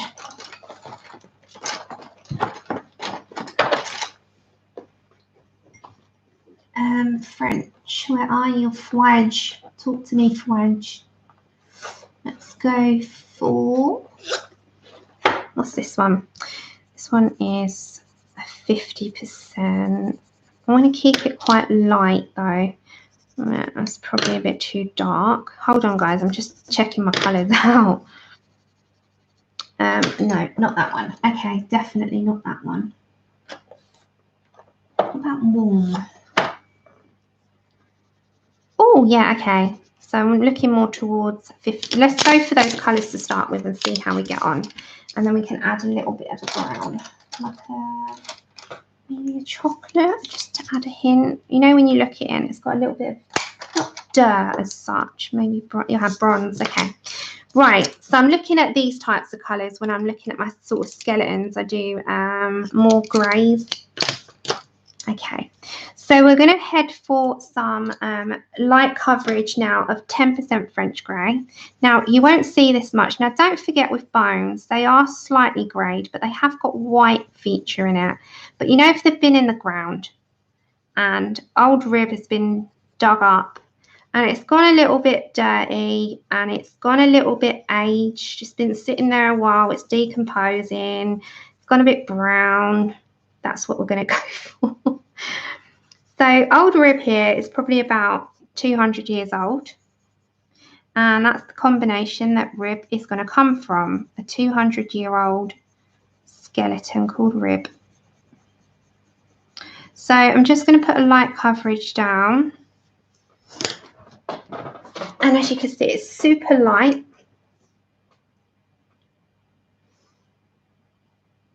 Oh, really? How lovely. It'd be so good to meet everyone. I'm so excited for it. But I'm so excited as well for the masterclass. You know, from the tutorial aspect, I'm like eager. I'm taking my Prismas. I'm taking my Prismacolors. I'm there with my Prismas. I know Kim White's going to take her Prismas. Louise, are you taking yours as well? Because we're going to do a masterclass on hair and skin. So we might as well have pencils we're comfortable with. So I'm going to take a little backpack and I'm going to take my Jasmine Beckett art book to be signed. Nana, are you going to go? And I'm going to take my Prismacolors and my phone because I'm going to take selfies with everyone. Just be prepared. And I'm going to document the whole day as long as my battery allows. And we're going to have fun. Oh, it's on the 26th of October. Did you not see Ray yesterday? Yeah, I can't wait to meet Jasmine. I just did that out of Jasmine's book. I'm trying to decide on the next one for September what to do. Where is it? I did this one the other day. I don't know. Why is it not showing her colours? She's deeper than that. There we go. So I did this one, which I really enjoyed. But that was just a black marker at the back because I couldn't be doing with shading that. But really, really, really can't wait. Yeah, I'm going to bring back tips. And then I've done that one in there, which is predominantly watercolour. Where's the other one? I did the Alice one as well. I did the Alice one here, which was watercolour background and a lot of layers. That's all Prismacolors. And that's all watercolour background. You're staying there. Oh my goodness, yeah, you got a long old train journey from Scotland though. You found your dinosaurs. I've got 5 copies. But I just done that one and I really want to do this one on the channel with everyone. Hold on. Eve, oh look, Eve Rib. We've dug up Rib. We're doing Rib's combination here. So that's going to be on the channel. I think next. I think we'll do this one next. So yeah, we're doing Rib's combination at the moment then. All right. So we are on 10% French grey, wasn't I? Instead of me blabbering on. But you sometimes get sidetracked because you're talking about things that excite you. And you can always tell when something excites someone because they get so enthusiastic. Pickle, you take care, my dear. Speak to you soon. Have a good evening. Okay, 1068. We're back to writing. Right, so 1068. We're going to put those ones that we used at the side. Let's go for Putty Beige next, which is 1083. So we're doing Old Rib here. So we're going to build up some grey. We're going to do that, I think, next, because that was the one that had the second amount of votes, like second most amount, wasn't it, Ray? I'm sure it was. You did it as well. I think it was. I think it won runner-up. So we're going to do that one next. And I absolutely love working out Jasmine's books because I don't just chuck pencils in there. I'll pretty much chuck everything at it. So I'm going to do that one next, I think. And I usually combine watercolour, marker, pencils. I always just have fun and let loose in her books. And I just go in with no fear. But I am going to buy a second copy of that. And I don't know whether or not I wanted to get that one signed or just her art book. I might take both. We'll see. Yes, you did, CB. She was gorgeous. Well, Connie. But sometimes I like to say CB because sometimes the other Connie in the house and she would get mixed up. 1083. Okay, so that's just light. Remember, this is bones. This is bones. This is Rib. So we're not going to go too far with Mr. Rib here. Then I'm going to go for 50% French grey 1072. Now, say you had some cracks in old rib, right? So you got cracks coming in and he's cracked off and his bones have all cracked. So you got all these like coming off. Hold on. I don't know if you can see that, but we've got cracks coming down in old rib here. It's kind of just breaking apart. So you'd look at those cracks and you would think, okay, let's shade around that a bit because it would have a bit of shadow naturally.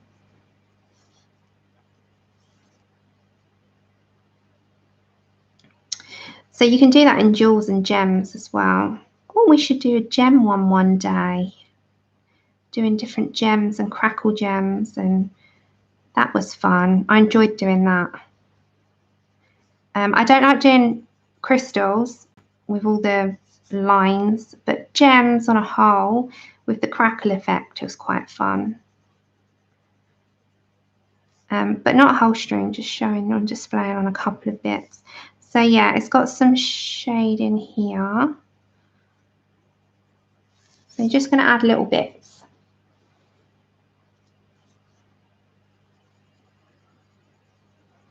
Now, if you'd been in the ground and you'd risen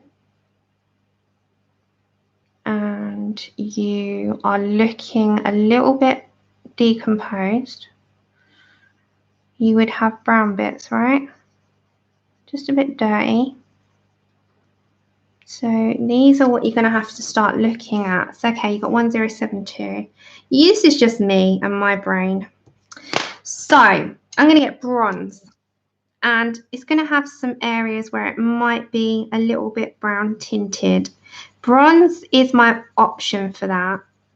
Can you see how amazing bronze is? It's not a metallic pencil. It's just a really gorgeous shade of an off brown bordering like an ochre. Another favourite of mine, as you can tell, I've gone through about 3 of these and I use it quite often.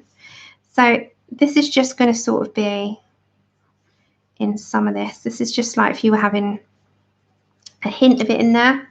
And then if you come back 1028. And then if you come on back to your 1068, you can blend that out a bit, right? So this is coming back to your original colour. So just blend it out so it blends into that colour. You don't want it to stand alone. And then we'll put some shading and stuff in. So you can just blend that out. You're still going to have your cracks in there. Just go around them so you don't muddy them.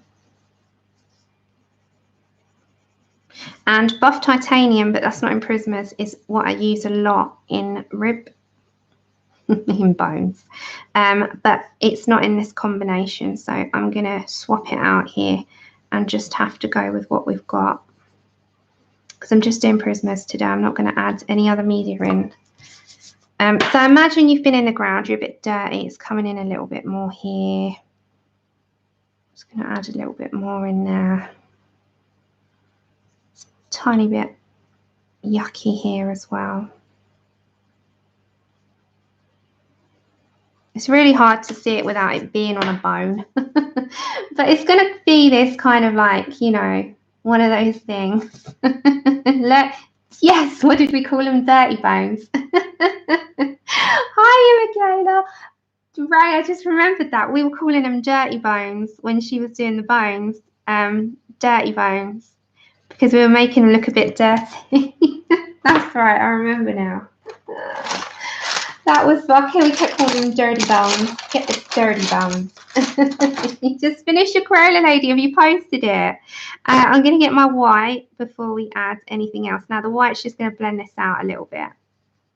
Because don't forget, you're going to have a lot of areas that's going to look white. But you can grab buff titanium if you've got your Lumis. And it's just about having fun with your colour. So don't forget, this is just going to be a colour combination that you might use in... Oh, wow. Oh, okay. So we have that to look forward to. So you can see it's going to have like just a dirty feel to it. Okay. So that was white. Let's put white. Hold on. So let's just put white here and to blend to, yeah, because this is bones. And then we're going to add a hint of sand in, which is just going to have that aged look. Remember, this is going to be on a skeleton, so it will look fitting. It's not going to look like this. It's going to look great on a skeleton. Then we're going to add espresso. And with the espresso, it's just going to be on the edge. And then you're going to blend that out with a darker 30% warm grey.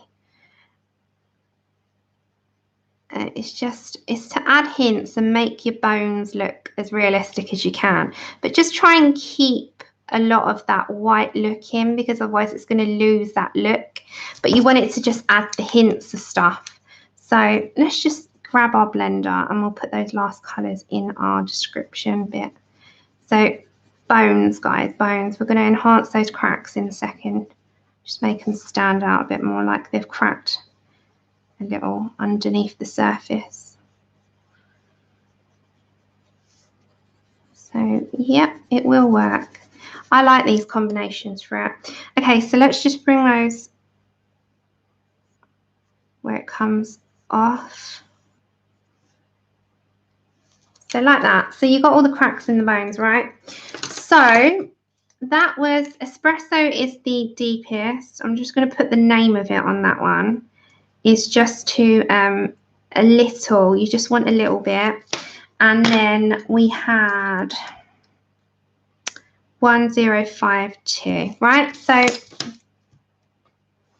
oh, you did. They are lovely. But hey, Kimberly. So this is rib. We've named this one rib. So this can be used for bones. So we've got rib colour, and that does work, trust me. I've used it. I don't think I got it in that one. I have to show you at a later time. Remind me. I don't know where it is. I have to find it. But in my Halloween book, I've got, you can enhance these with black. So say you had your black and you had a shadow, you can enhance things. You can play around. So just play with colour. Don't be scared to play with colour. You can have like a deep shading if you wanted to. You know, say again you had like an object there. Whatever your object is, you can just grab colour and just play with colour. So it's all about you know, what you want to do. Say you had an eye socket, you would shade underneath the eye socket with that. It's completely up to you how you want to do it. Okay, so what's up on our last one? Should we do reds, or I'm just having a look at my colours in front of me, or tree? Should we do reds? Let's do reds. Why not reds? All right, let's do a red combo. Okay, so we need a lightish red, which is going to be permanent and poppy red. Let's do some reds. I don't think I'm going to do marker-based ones today because it's already 6 o'clock. Maybe we can. We'll try. Might do 3. Oh, we also do purple. Should we do purple? Hi, Ashley. Ooh. Oh, these are not. Should we do reds? Let's do reds. We always, yeah. We've got time to do this, another part 2 to this stream. Which ones? Reds or purples? Should we do both? I've got another sheet printed off, so let's just do both. But I don't think we're going to get marker bases done, that's all.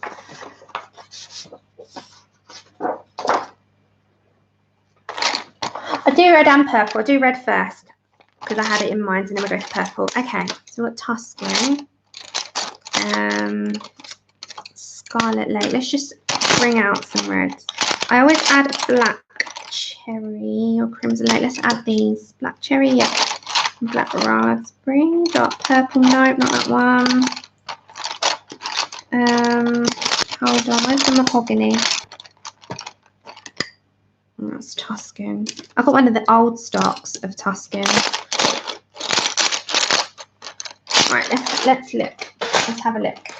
See, if I sped my process up, then I'd be a lot quicker than I am at the moment, but I don't tend to. I tend to take my time. Crimson Lake. Right, let's have a look on our scrap bit of paper. Okay, I dropped that one on the floor. Okay, so that will be a light one. I hate blending out reds. It's my least favourite to blend. Okay, so Poppy would probably be my lightest. That one's pointless. Next one will be Scarlet Lake. That's raspberry. 1 minute's crimson. Oh, that's a nice one. Crimson Lake. And then Tuscan. Yeah. And then, yeah. Okay. So that's Black Lake. Yeah, thought so. Right, they're going to be our colours.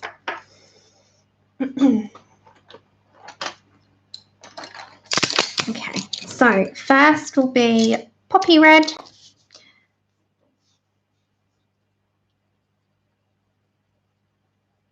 And again, let me indicate. So it's going to be light sauce. And your darkest area obviously is at the base, right? So just so you know. Okay, so let's go back to this. So Poppy Red. We'll try and get these down a bit quicker. Now, I don't know if anybody else has this issue with reds. I find them the hardest to blend out. But not saying that they can't be. They can. It's just that they're harder. So this is just, again, you setting up your indicator very lightly on where you want your deep to your light to go. Red is just one of those colours that's just so permanent. It's one of those that I find the hardest to get off my page if I make an error. Go, you're quick, Jilly. We need a name. But you have to put it all out in caps to me. What can we hashtag this? Laura, you got any ideas? Can this be September though? I'll start it, but there's no pressure. And when everyone's done, they're done. And then we compile them all together at the end. You can post them, post your individual ones, but at the end, we'll do like a giant post with them all. I can't do all that special stuff unless I get them all on the computer and edit them.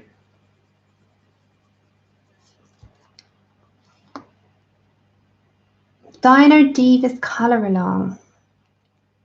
Hey, Moon.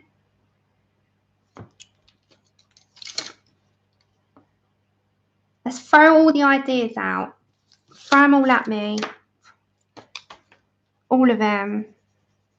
And then we can choose the one that people like the most.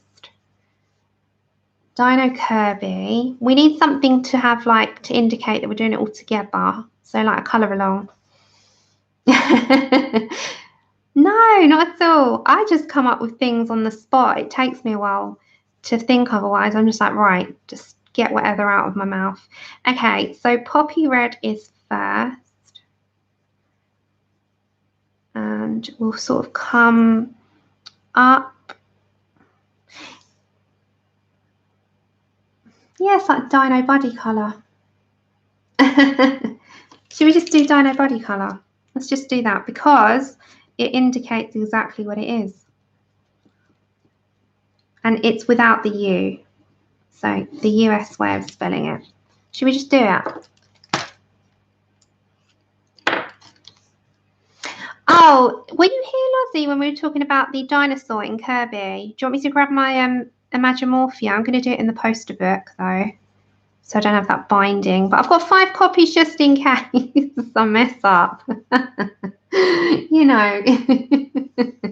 Yeah, check it's not taken.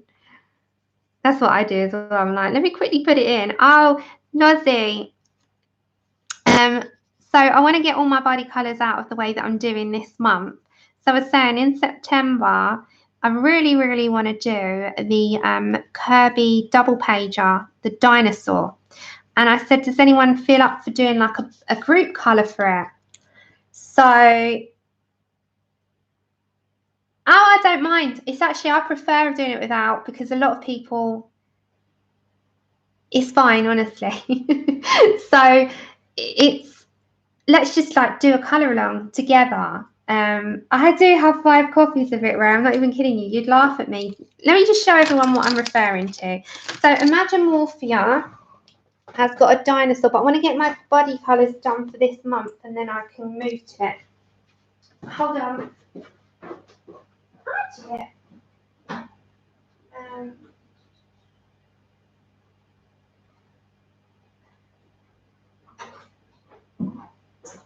So this is my spare copy, or one of my spare copies. So in Imagine Morphia, if we all do it, this one, the humongous double page dino. I really want to do this. I've been inspired so long. So I really want to do this. So let's just do it. It's going to be called the Dino Body Colour if it's not been taken. Has it been taken? We're good. Right, perfect. So I really want to do that. And I said, let's just do it as a big group colour along. But there's no pressure and no time limit. And when everyone's got theirs in, then we can just say, right, let's compile a little collage together. But we don't even have to do that. Just post it. And then we can have a look in the hashtag of who's done it. And we can all comment on each other's.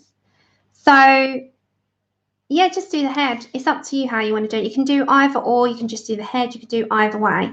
But I think it would be good for us to do it. And I think also, because I can't police how many of you are joining in. Chip! Hold on, guys. Andrew, 1 second. Oh, who is it? Who is it? So we can't police how many of us are doing this. So let's just everyone do it who wants to, and make sure you hashtag it so we can see everyone. And let's just do a giant colour along. Let's just, why not? So I really want to do this one, and I've wanted to do it for the longest time, so let's do it together. Should we do it? Woohoo! Everyone's joining in. Yes, Chip. You're not. We are. Okay, so we're on Poppy Red. Hello, you're home early. Yeah, I've got a job nearby. Oh, okay. Have you got a father or not? No. No. I see you're home now. Yeah. Okay. All right, so first off is Poppy, which is 922. That's your base. That's what we're going to work off of. So look at your little swatchy things you've done, or your testers you've done. So next off, I think, was Scarlet Lake. So we're going to start to build up that really nice, rich, deep red. So just kind of plan, no blending. Don't worry about smoothness for now, because this isn't what we're aiming for of this stream. We're aiming for the colour combination. So let's go for 9. Just bear with me. I went out of there. Oh, Sam.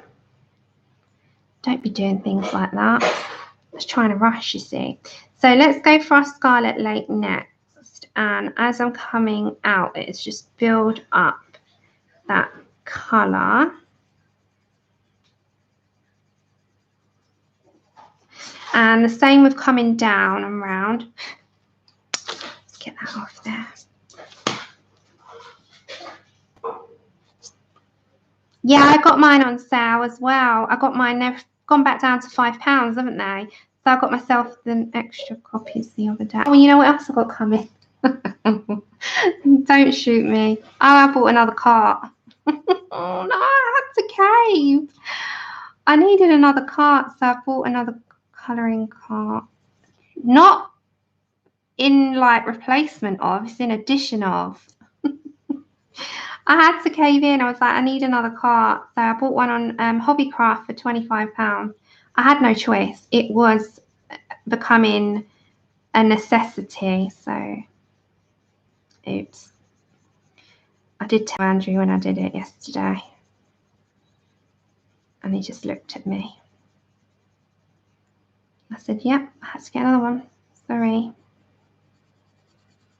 Okay, so let's bring that up into the middle a bit more. And don't worry about blending. It's just, they're amazing. I bought a navy, like a really deep, dark, no, not navy. Yeah, more like a denim-y, dark blue one. Oh, it's really nice. I really liked it. I was going to get a rose gold one, but then I just saw this blue one. I really liked it. It wasn't like that blue. It was like indigo blue, deep.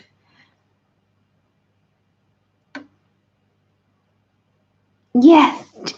Anyone that's Just join. I know there's so many curvy fans. And don't forget, I am doing Strange Look in September as well with Francis. So we've got quite a lot going on. No, Helly, I wish. I need to buy one, but no, I can't.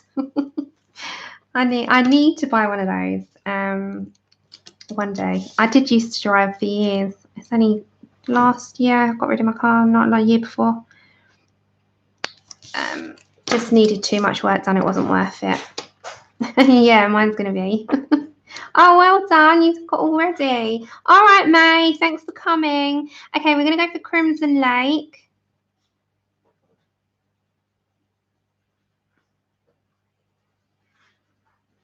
And I'm not smoothing. Are you happy with it now, Ray, or not? Because it was fine. There was nothing wrong with it. Okay, so just colour now. Just colour. Not blending. We're just putting in the deepest of the reds before we add the purple tones. So it's a nice rich colour. So just nice and deep. Don't forget, we're going to come back to our lighter tones and blend that out. But see how nice and deep this sort of builds up a nice richness. So it's really, because when you look at red, it's so rich and I don't know, it's just got a beautiful tone to it. So yep, just go for that on the corner. So this one is Crimson Lake. Yeah, I got the other day, I got them all for, I think 15, the ones that I needed doubles or triples of. I mean, I really wanted another 95, another Mythomorphia because I messed one up. So I got another one. No, Jude, cart. You know, like the cart that I showed on the channel, that one. So we're going to go for Tuscan Red in the deepest here. So again, don't worry about smoothing and blending just yet. We're going to get our blender for that. That's a really nice deep tone.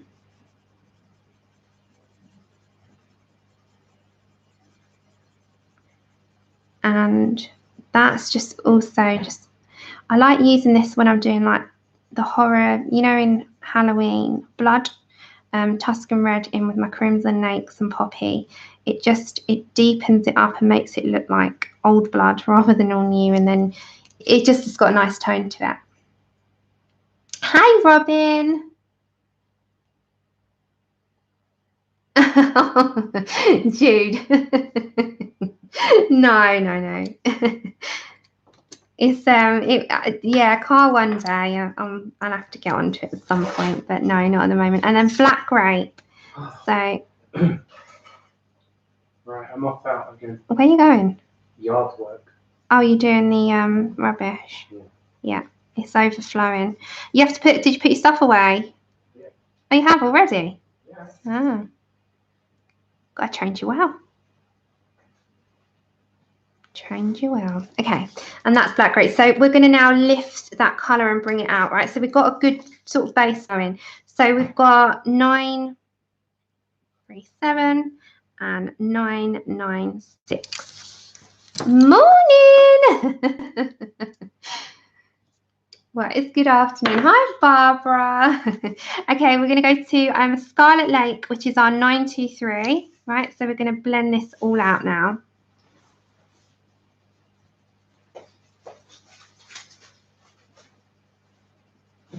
And then we're going to come to Poppy Red.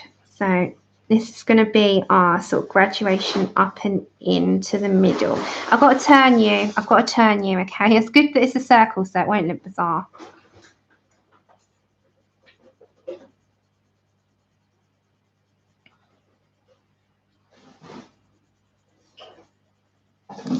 And then we're going to come this way. And again, this is 923. So this is this one here, the second tone. What time is it where I am? It is 6:15 in the evening. 6:15 in the evening already, eh? Time flies when you have fun.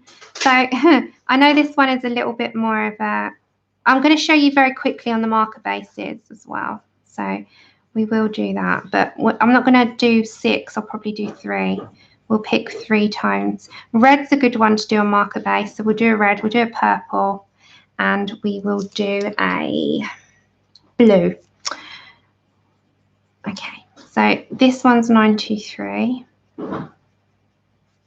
And then we're going to go to our 922, which is the original one.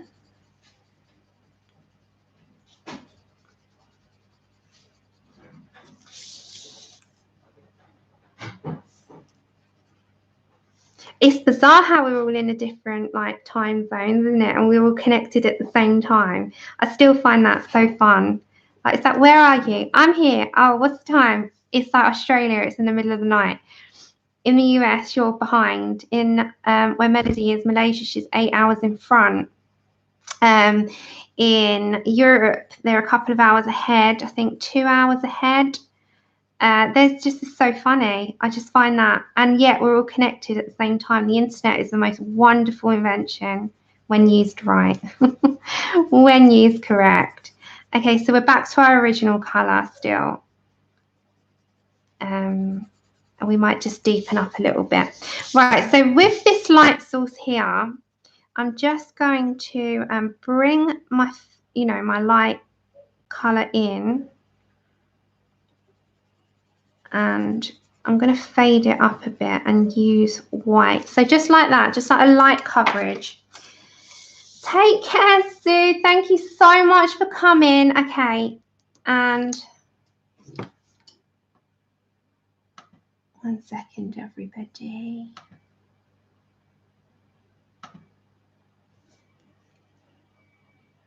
Okay, and then white, I'm just going to add at the top. Just to blend that out before we add, it's gone light, isn't it? Hi, Edie, and welcome back, Lozzie. So back to my darkest, which is 99. I'm just going to make sure this is totally how I want it. Yeah, and then back to 937. So it's what I mean by just making sure your final finishing touches are as you want them. Then back to 927. Where's that gone? 925, sorry, 925. 925. And then making sure that's nice and deep. Take care, Joanne. Thanks for coming. All right.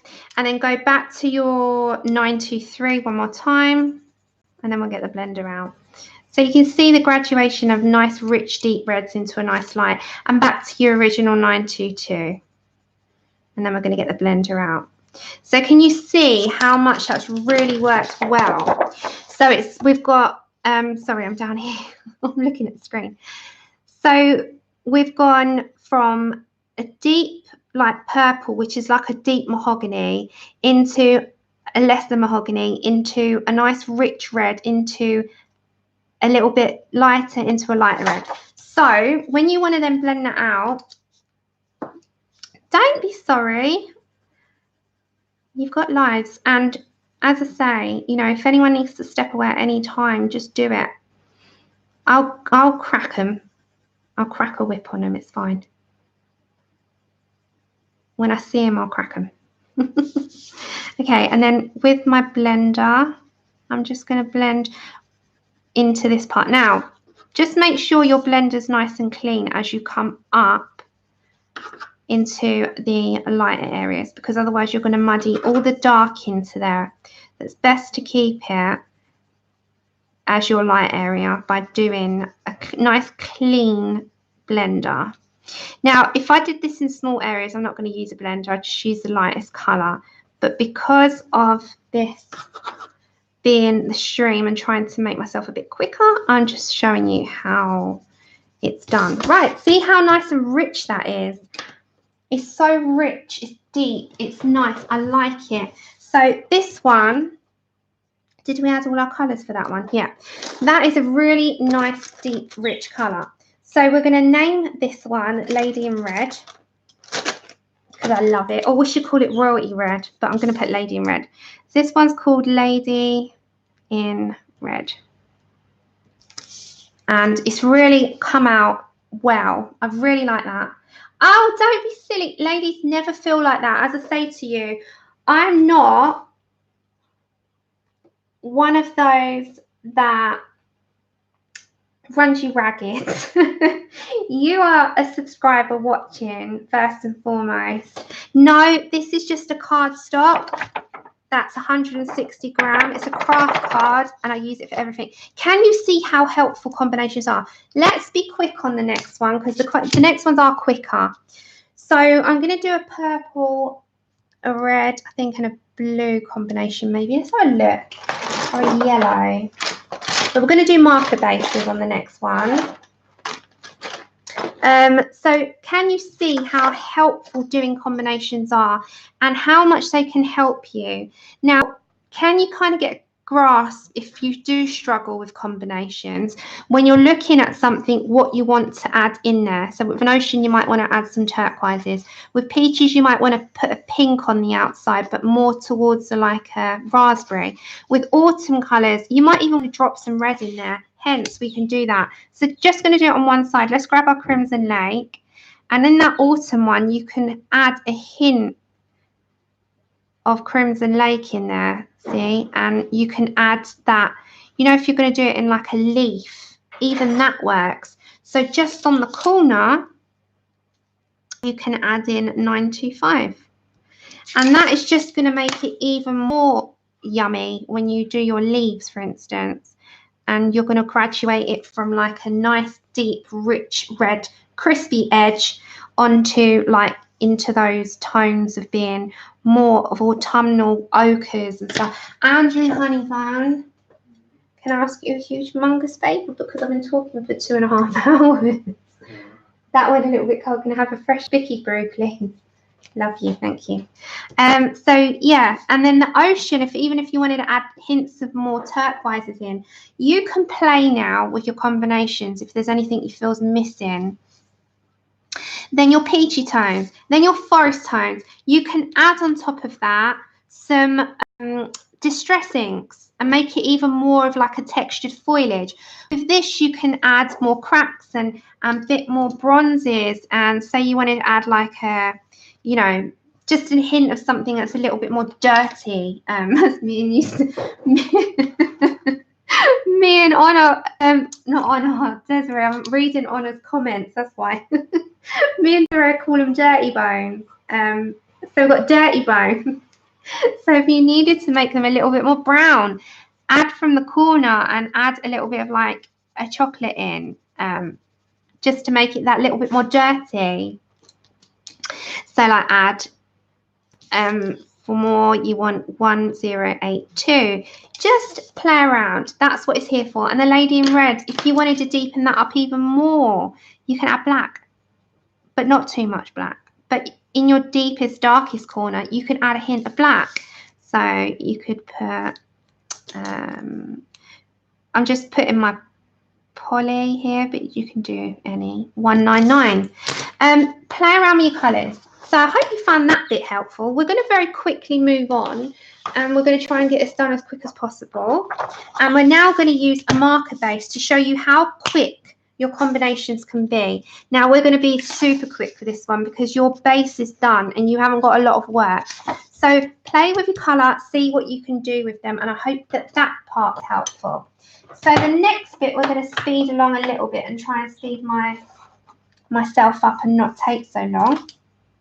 And let me just put this away so it's not in front of me. Hold on.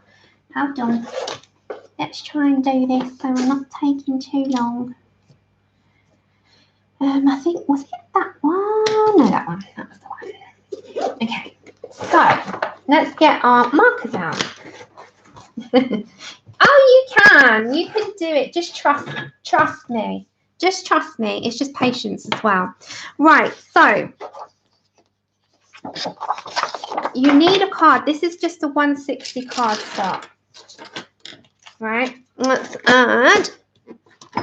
These are going to be with these markers. As I said, these are the I don't know how you say them. Are they Le Monche? Is that how you say them? Le Monche. And these are the 168s, I think. So this is what they look like. Now, I use these for bases more. I use the Copics more for special effects. Now, I have done my base colour chart on this, what comes with it, but I don't like it, to be fair. It doesn't represent the colours how they are. So these are really, really nice. And I bought these how many months ago? Oh, no, I can't remember now. I remember showing you and Desiree. It was a couple of months back, wasn't it? Thank you. I'm so thirsty. So we're going to use marker base, and I'm going to show you how to choose your marker base for the colours that you're going for. Les Morche. Yeah, I've had them a while now. Oh, I don't think I could do that, Lozzie. I'm just here anyway. I do as much as I can on the channel with the time that my back allows me to be. So, yeah, we'll get as much done here and now as we can for absolute free. Hi, Stephanie. Right, let's move my pen. My Susie biro still there. Yeah, that's still there. Susie biro's not gone anywhere. What these? They're not actually that strong. They're not terrible. They've got a bit of an alcohol. They're nothing like Sharpies, put it that way. Sharpies are a smell of their own. They're not too bad, Faith. Right, so they come in that humongous thing. Now, if we're going to go for a marker base first, I need to move my stuff so I've got some room. Oh, Copics by a clear mile, they're the best. But these are a second if I had to choose. It'd be these and the Spectrum Noirs. I love the Pro markers, the brush one. Oh, I can't choose. Don't ask me these questions because they always come out as everything and the everythings are too expensive. So I'm best not to the bit, just don't ask me. All right, so if we're going to go for a purple, for instance, when you're looking at your colours, I would go for a light purple to start with. So it depends on what tone you're looking for, but if you're just going for a base, you want the lighter base if possible. So in this case, 147 is quite light. Let's have a look. I love these. I love playing with colours, so these are my perfect sort of strings. So this is like a pale lilac, so hold on. So it could be that, or we could go even lighter with 145. Yeah, I'm the worst person to ask for anything like that because I'll tell you everything. That's more pink, isn't it, this one here? And that's more of a lavender. So I'd probably go with that one. Or, what's 146? Don't forget as well, when you put markers down, they dry lighter than what they are when they are wet. Yeah, buy all the markers. Okay, so for a base, I'm going to go for the mid one, which was 145, and then you work up from there. If you wanted more of a pinky one, this is what type of colour you're looking for. So if you wanted like a nice pale lilac, we're going to go for, that's more of a blue lilac. Hold on, guys, because you can go over twice. I'm going to say this one, actually, 146. We're going to go for 146, and we'll work our way up from there. They've got no smell from a distance, but I suppose if you sniffed it, which I don't sniff it at home, people. Don't get high. Yeah, they've not got a strong smell. Not got a strong smell. Right, let's go for a marker base one. Let's get all our stuff properly. There we go. Right, let's go for this. So we're looking at, I don't know if you can see that one.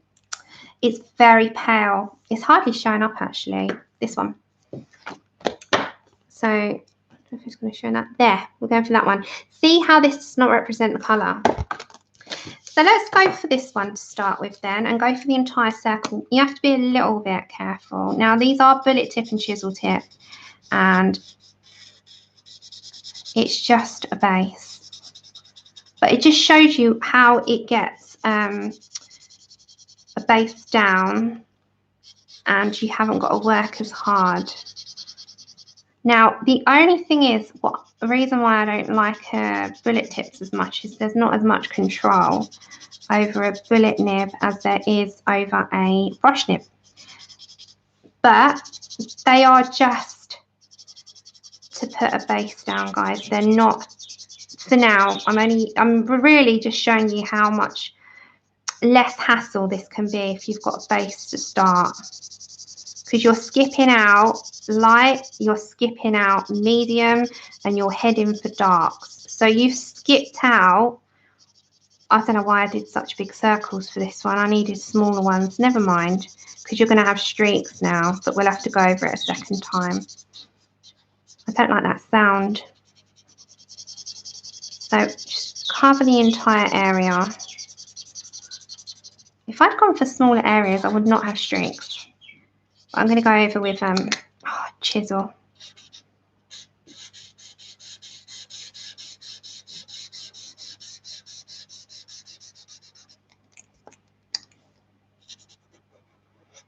And just let it dry. Hold on, I need to go around the edges. This is the only thing with larger areas. You will get streaks if you're quick. If you go slow, you won't. But it doesn't matter because you're going over it.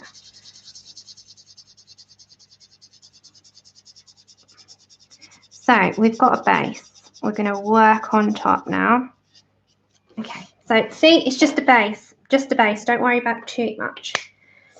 I don't know. I just use the same old, and it does go through. But it's thickish. Okay, so that was 147. Let's put that down. And we're going to work from there with colour. So it doesn't need to be perfect because you're just putting a base down. Right, where's my Susie biro? Has gone missing. There it is. Okay, so Susie biro. So marker, I'm going to put at the top. Marker is 146. Which is mauve shadow. So that's my reference. I know which one it is then. And now I've got to pick out purples. So where you then head back to your Prismas. Now, you haven't got to do a light base. You haven't even got to do a mid base. You can now go over with going to the darker hues. So skip out your lighter tones. You don't need them. We're going to skip that ahead now. We're going to go for Parma Violet. We might go for some dark purple. We don't need anything too light. We might even go for black cherry. So we just need 3. We don't need to do too much now. The work is done for us. You can add some violet if you want to. I think that's here somewhere. There it is. Okay. So let's play now. So we've got our base to go with, and now we can head for, there's too distracting, sorry. Let's get all my stuff out and you can just see the purples there. So now, instead of all that rigmarole, we're going to go for not the first, not the second, but it'll be like the third pencil, if that makes sense. So you know, like on these ones, we did 1 and 2 before we got to 3. 1, 2, we got to 3. 1, 2, we got to the third one. So on these, we don't need that. We're skipping 1 and 2 and heading straight for the third. That's kind of how I'm looking at it. So in this case, I wouldn't even do the lighter tones. I go straight for the Parma Violet. Make sure that's dry. That's another thing to consider. And now you're going to start to drop in some hint of colour. Now, when working with markers as well, what you'll find is that you'll have a considerable difference in shading between, like, how do you sort of fade that shade out so that it doesn't look like it stands out bad. And the way I'd say do that is just, again, just grab a lighter colour that would match, and even a white, even the blender, and just blend it into that mauve colour that you've just based it with. So don't worry about it sticking out too much at this moment in time, because you're just getting your colours down, as I say. So you've sort of lessened up 2 of those colours now, and you're on number 3. You skipped 2 steps by just basing it with a marker. And I find marker bases pretty easy in Create Space books, because some people have the problem of Create Space books being really, really, really flimsy paper, and they get a lot of white spacing when they colour. And I understand that because I have that same problem myself. So I usually grab on the Hannah Lynn books, especially because I love her Maui Mermaids. It's still one of my top books ever. I'm just going to turn you for a second. I still grab my marker bases for that, and this is where these markers are always in handy for me. So do that as well, and this is where combinations, if you wanted to do a marker one, I'd say do a pencil only one and do a marker base one as well, so that you've got an idea on both for both of your, you know, options. A lot of people are tending to use markers these days to help and aid that big white space, which is cool because we all do that. So I'm going to keep a lot of that mauve. I just got to turn because it is a nice big sphere for me. And don't worry too much about the blend. We're going to blend out in a minute. So we've got to come back to our other colours first. So remember, light source coming from that direction. We'll blend with a blender at the end, but for now just get your colour in. So first off, okay, light source, we are using Palmer Violet, which is 1008, and then we're going to just run on. Can you see already we've got quite a lot? So yeah, if you have anything wrong with your hands, even, you know, this might be a bit too much work, head for your markers. Oh, he makes such a good cup of tea, that man. That's why I've still stuck with him. Okay, I'm going to go for dark purple, which is 931. And Chip's now telling him off. Can you hear him? Because he wants him to go on the bed with him in the other room. So he tells you because he wants some fuss. He's like, fuss me. That's what you say when he barks at Andrew. Fuss, please. Now, master. I'm the little master of this house. Okay, so already I'm liking those colours together. So you're going to have to keep turning this page, right? Because it's like just a big, huge sphere and you want to fill that colour in. Now, if you're going to make your own sheets up and you're doing spheres, I'd recommend doing them a little bit smaller than what I have. I've just done them so it's a good visual for you. Just do them a tad. I know, right? Oh, thank you, Lisa. And I'm okay. How are you? So yeah, just keep going with that purple, keep going around, turn your page and blend it out because you're going to come back to your Palmer Violet, which is 1008. So for now, you're just putting colour on a page and you've got that nice base that's already down for you. But can you see how much quicker doing a marker base? We haven't got to keep fiddling with the lightest colours now. So that's the second colour before we blend back out. So that is 931. And then we're going to go for Black Cherry as our deepest colour. And again, remember your darkest point would be the very corner from the light source, whatever your light source is on your page. Obviously, it's going to look different on objects that you've chosen to colour. So just go with whatever your page is sort of giving you in the illustration. So you can work that out. Like, where's your light source? What direction? Etc. and so on. So just bring the dark up, but you don't want to add too much because it's just, that's exactly what it is, just the dark. So that is 1078. So now we're just going to go back and forth between those colours. So we're going to go back to number 2 again. So remember, we're going to work our way backwards. We'll do one more marker base one, just to get an idea. So do you feel confident enough for those of you that wasn't? I know there's a couple in here. Most of you have got this down. This is just for people that like might need a bit of a prompt on how to choose colours and how to arrange them and what you can mix in with the colour. You know, if you're doing all purples. Now, this isn't like combining 2 different colour sets together. This is just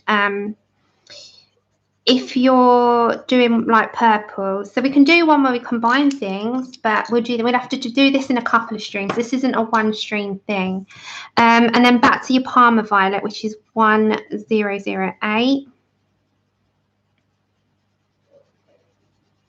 So just really, really lightly apply this because you're going to blend this out anyway.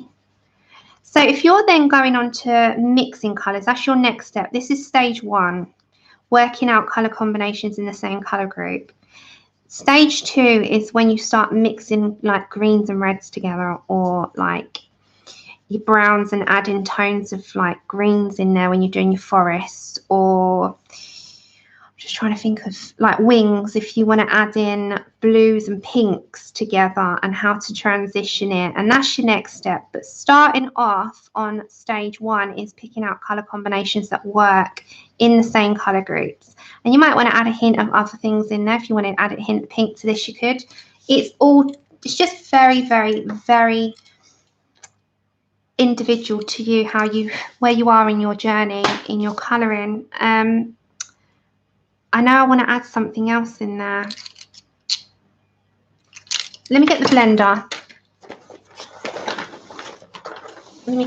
So then grab your blender pencil, or if you don't want to use a blender pencil, just grab a white maybe, try that.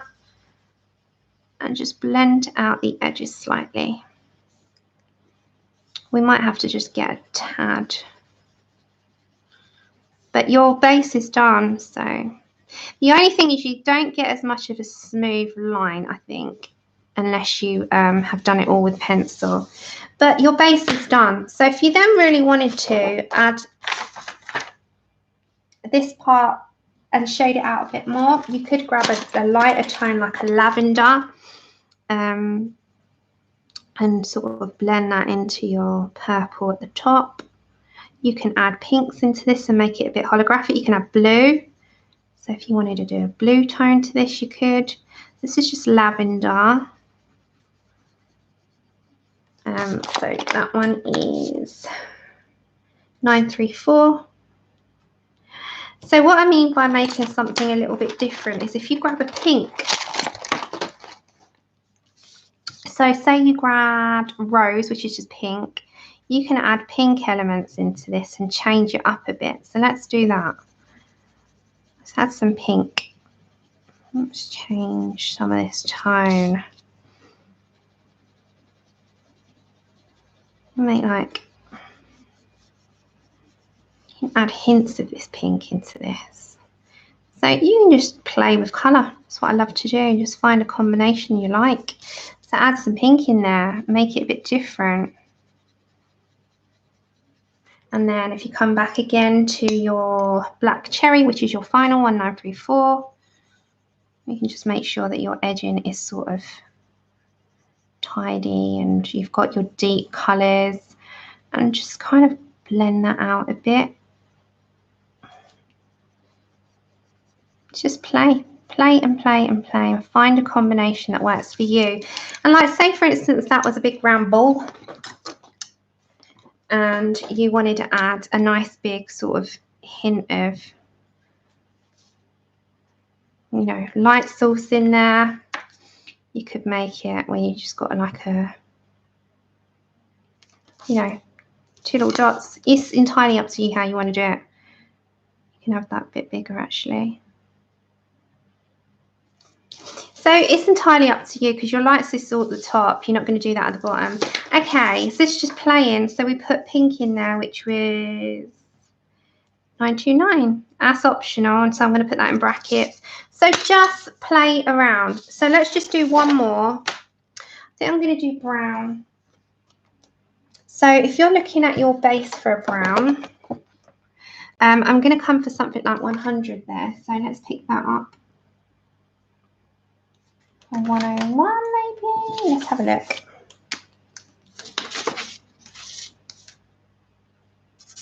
No, that's not brown. That's sand. Okay, that's a nice base for a tree. We're going to do a brown one. Okay, so let's go for a brown one here. See, with the bullet tips, they get into the edging, but if I do the big area.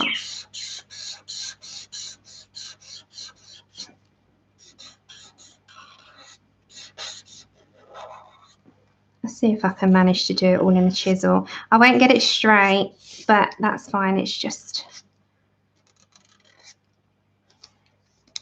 swap over.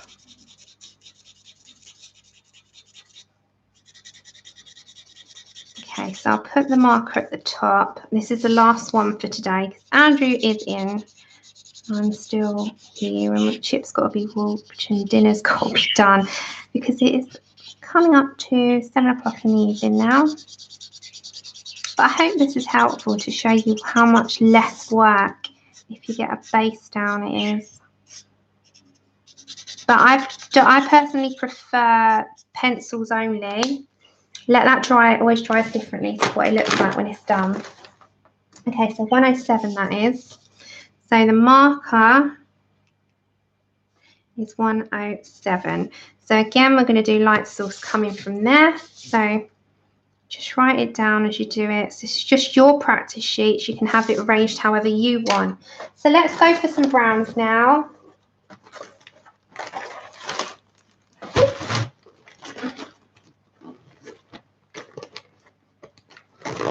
Hey, Yasenka.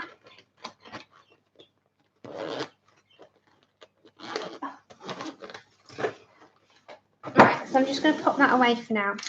Now we've got to look at browns. So if you're looking at a tree, for instance, we're going to go in a range of browns. So I know chocolate's a really nice one. I usually use that quite often, a light umber. You might want to add a hint of like a different brown in there, like a sienna brown. This gives a little red tint. And ginger root's a nice one to blend out with. Let's just grab a few colours and work with what we've got. Sepia, and where's my chocolate gone? You know when you're looking for something, you can never find it, even though it's probably right in front of you. There it is. Told you. I told you. And you can always add as well when you're doing trees. A little bit of green mossy colours in there as well. Okie dokie, last one guys for today. We've covered quite a lot and we've managed to do quite a bit. We haven't done massive amounts, but you know. Right. If you're just joining, we have been doing these, which are just colour combinations on how to choose colours. And we've named them. This one I'm going to call Plum. Or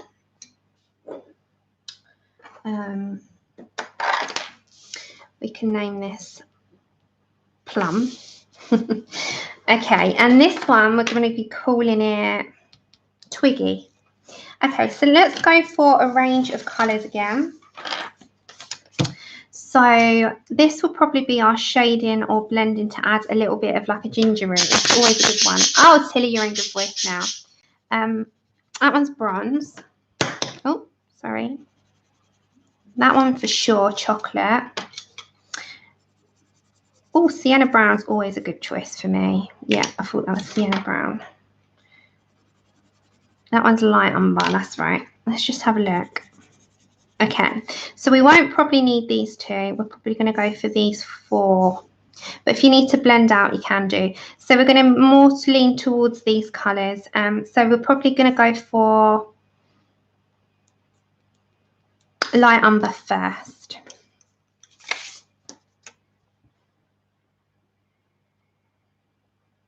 Light umber, yeah. So let's start putting that in. So don't worry too much about any streaking because that's not your concern right now. Because if you've done a smaller area, it won't streak. And you can always smooth that out anyway. So we're going to go to like move along to like the 3rd choice. So get that down on your page and you can smooth out any streaks that might be there. So start to plan out your colours and light source and etc. So light umber would be like the 3rd one along because we've not done bronze and we've not done ginger root. Ginger root's a nice colour to blend out brown. Just saying. If you ever need to blend out a nice brown tone, use ginger root. It's such a good blender for it. So just enough colour in there to bring up where you're going to go to. Oh, thank you, Sarah. I'm so proud of him. He's here. Oops. He's here. I'm so proud of him. Yeah, I think Honor's around and Beth Ann's around, but I think Honor's in and out. But yeah, thank you so much. I really enjoyed that so much. And look at the sound of that thick watercolour paper. Yeah, Honor's there. You got another mod around, hon. I'm nearly done, guys, and you've been so nice to stick with me this length of time. I always say that. I appreciate your time tremendously to stick with me for the long streams. We tend to do 3-hour streams. I did do one 2-hour one the other day, and that was so difficult to sign off at that time for me because I'm at 3 hours is about right, I think. I think it's hard to get anything productive done for me and anything under. I'm not a whiz yet. The faster I get, then I probably could do lesser. But live streams in general are 3 hours. That's a really nice colour. Aww.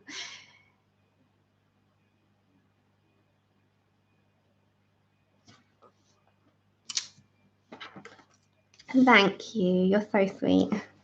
Okay, 941. But I have to give credit to a really good teacher on that one. That was Kirsty. Good teacher is everything. She's amazing. Okay, so our second tone is going to be chocolate.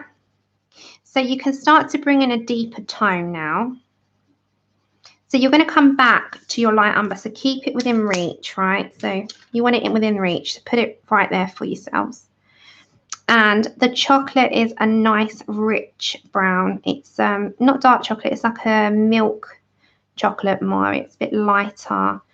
The dark umber is more like a rich dark chocolate, which is another nice tone to add in for your really deep parts in browns and tones of like if you're doing trees.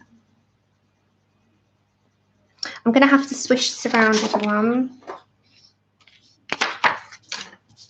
I just have to swish it. Sorry, because I'm at an angle. And the good thing with the circle, it doesn't matter which way I put it round. It's just it's all going to look the same. Okay, so just keep going round and round and round. As you come round, remember, lighten the pressure up towards your lightest areas because you want to keep it as a light source. So just keep with it. And as I said, when you're choosing your colours, you just want to think about mid-tones, dark tones, light tones. What tones would mix in well? You could mix some mossy greens in there, easy. Okay, I'm going to bring just a tad of that chocolate round to there and kind of keep it like that. And just very lightly add that out. Go back to your light umber a second and just blend out the chocolate.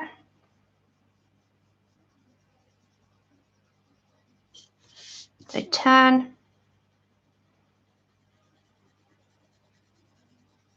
Don't worry about textured looks. It's a large area because we're not focusing on getting it smooth. We're just focusing on combinations right now.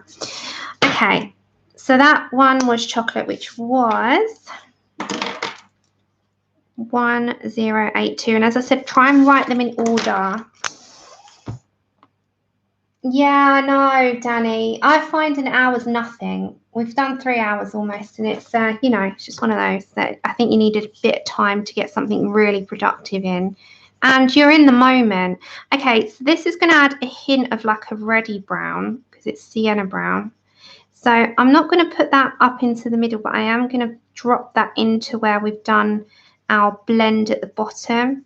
So you've got a nice red hint in there. And it's a nice brown. It gives it more of a natural look. So you kind of just drop that into where you've just done that blend of chocolate and light umber. Where's my dark umber? Right. So you see how nice that tone is already. So that one was Sienna Brown. Now you don't have to put that in, but I have 945. Sorry about the change in the colour.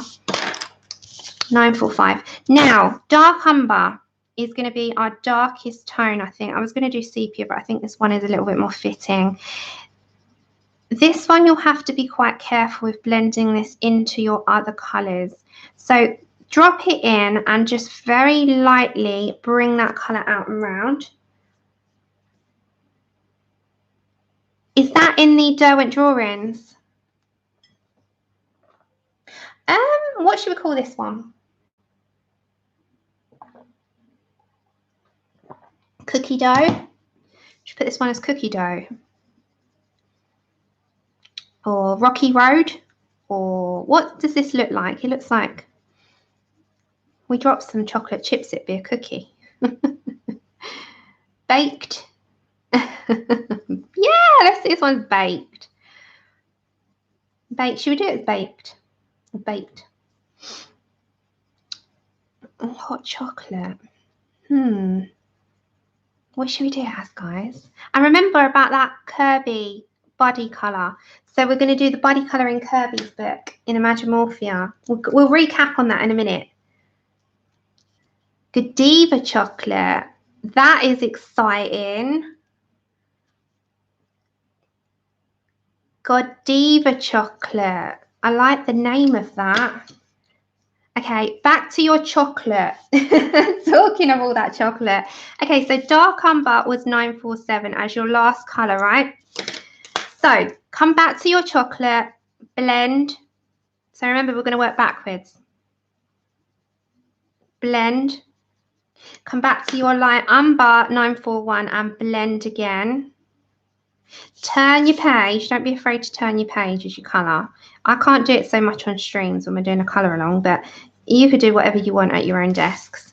So just turn your page when you're doing these. Turn. They're great. Okay. It's actually quite fun. I love doing things like this. I don't know if it's fun for you guys, but it's definitely fun for me to play with colour. I love playing with colour. As I said, I'm a geek. I like colour theory. I like mixing. So this is just basic stuff. So we've done, you see how much it takes off any, the only thing is you will never have white with a marker base, right? And it's taken off, it gives you a solid base. So that's another thing to consider. You have to work all that white space on these. Chocolicious. Godiva chocolate. I've never heard of Godiva chocolate. And this gives you a more solid base, doesn't it? So it looks, personally for me, I don't mind doing this one. This one's pretty cool to do for me because I get to play with pencils a bit more. But then equally, if I'm having a day where I'm just like, I want to do my marker base, then these are fine. And it doesn't look bad. And you can just play. You can just play. And then you might just want to grab your blender on the end of that and just blend that out slightly. I don't use blenders much, but we're just doing it on the streams because it's easier to skip along. Hold on. When we're doing things, you know. So, yeah. What one should we do? Chocolicious. Take care, Sarah. Thanks for popping in. Okay, let's call it Chocolicious then. Chocolicious. I need my black pen though. It won't show.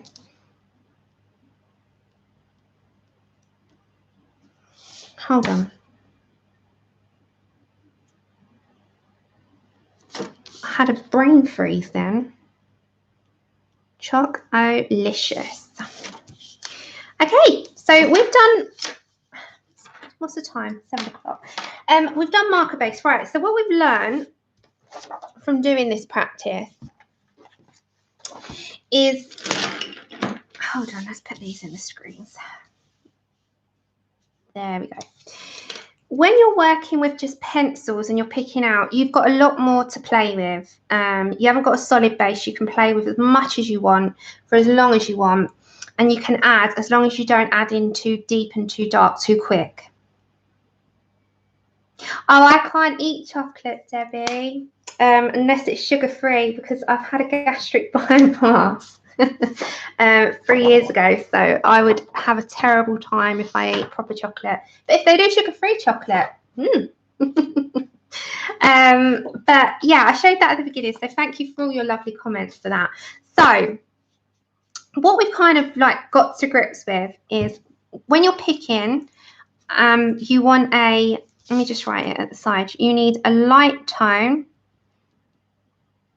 I'm going to call it a blending tone to start with. Blending, a starting and blending, a start and blend tone. We're going to call it that, a light tone. Yeah. Then you need a mid-tone. Then you need a dark, and then your darkest. That's how we're going to say. So that's how I'm thinking. You need a start and blending tone. This is with pencils. It is here and it's delicious. So start and blending tone, a light tone, a mid-tone, a dark tone, and darkest. That's with these. And remember, whatever your subject is, look at what it is. So if it's, we just base that on some bones.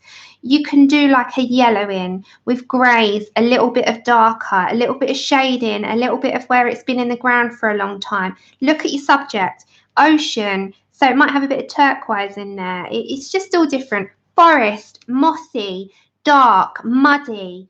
Look at what you've got. Peaches and just fleshy tones with like a pink deep tone. Autumn, you can even, now I'm looking at it, add some sienna brown. I'm just going to do this. This is just me adding. You can play with combinations, guys.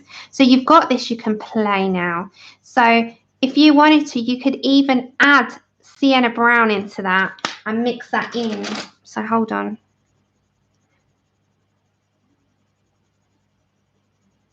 So you play away. So I'm just doing this section here with a bit of sienna brown, so you can see that that would work as well as 925. So you can add, you can play. So this section here would be sienna brown, and that would work as well. So that's 945, and that section there is 925. Play around. Forest, you can add a little bit more of a mossy mottled effect there.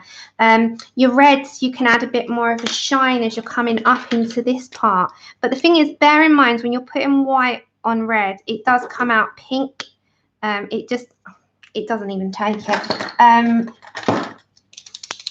Hold on. It will turn pink. So just keep your light sources up.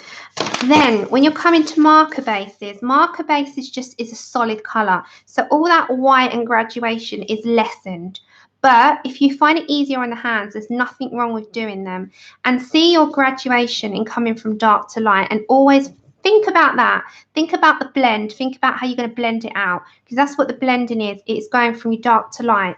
It's looking at your tones, your starting tone. Our starting tone and our light tone is our base. So we skipped those two. So you skip these two with a marker base, right? So you don't have to worry about those two, and you just going straight to mid, dark, and darkest. And then you can just play around from there. So it is all about play, and how you like your things to look. It's individual, and any colouring, any art journey, any book, anything you do is individual to you. You don't have to be uniform. Play with colour, see what you can do, see what you can find, see what works for you, see what colour combinations you can come up with. Print off sheets.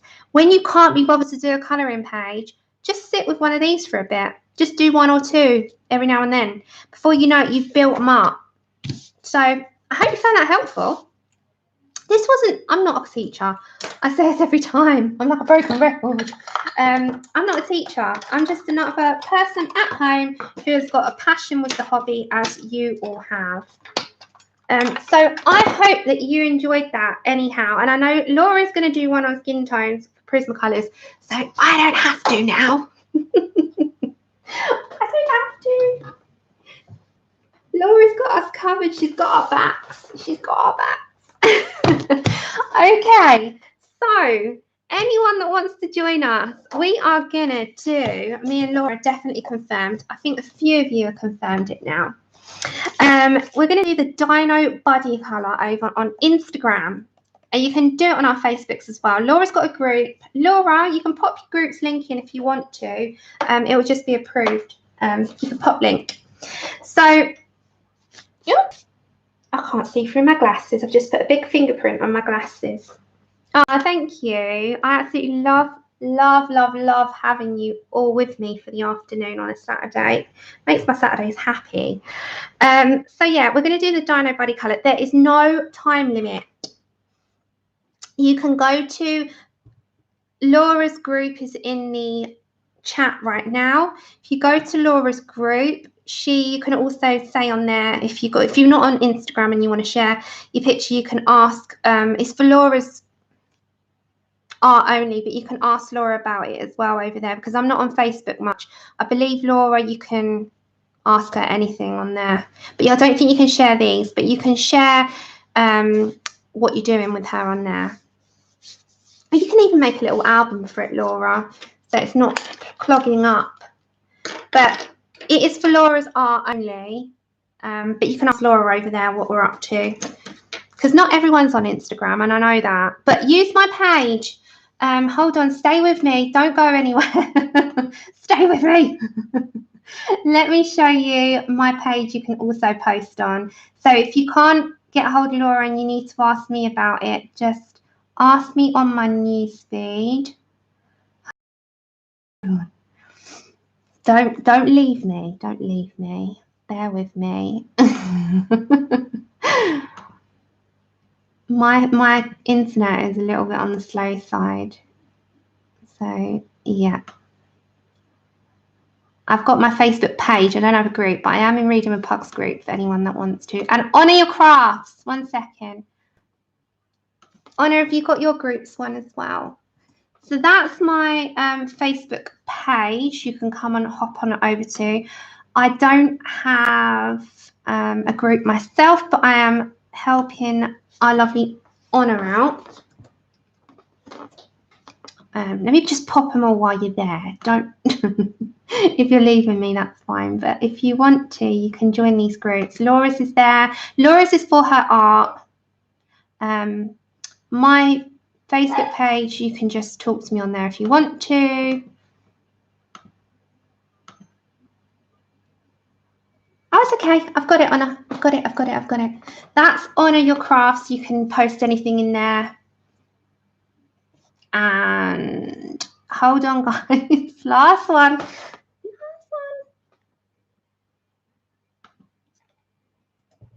And then if you want to pop on over to, you can post these. We can make a little group post for it.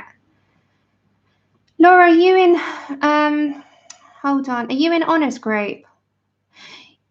Honour, could we make a little event in there in September? Hold on, I'm giving you the next one. Last one. Okay, and then this is Reading with Pugs. Copy, paste. I'm so sorry, I'm so slow.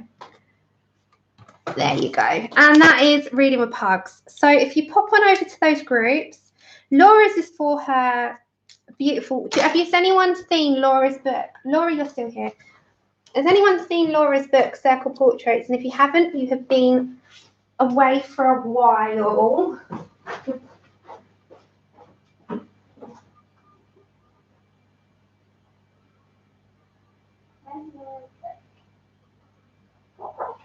Okay.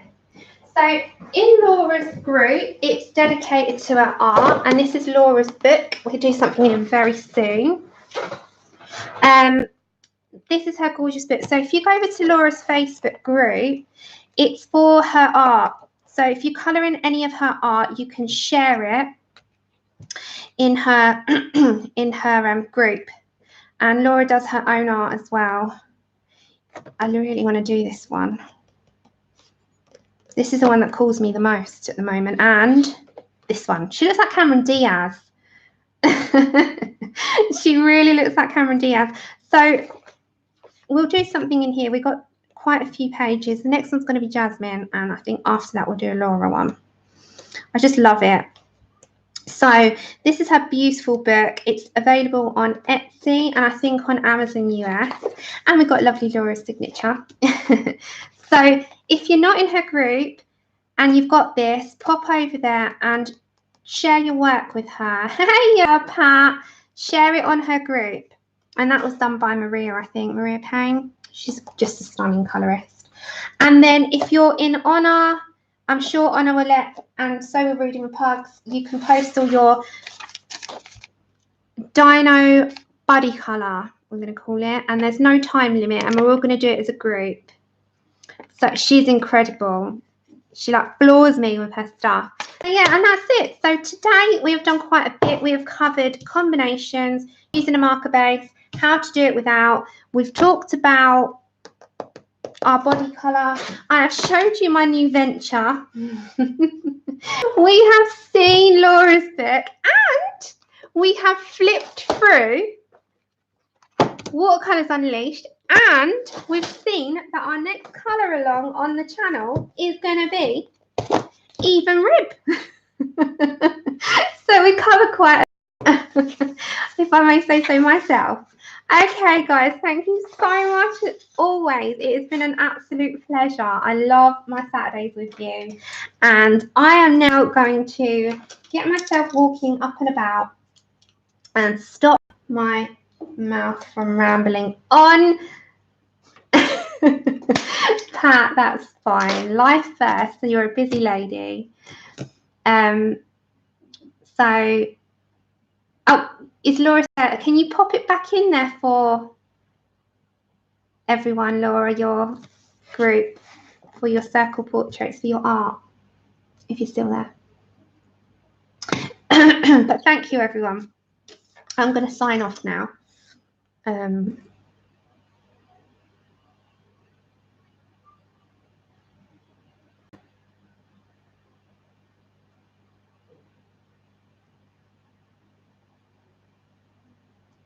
Oh, thank you. You made notes. It's like a thing. Okay, everyone, I'm going to sign off. Hopefully the chat will stay open for you. But I was just waiting to see if there was another thing. If not, I'll send it to you. Thank you, everyone. You have an amazing Saturday. And I will see you hopefully on Tuesday. Is it Pat's birthday? Ah.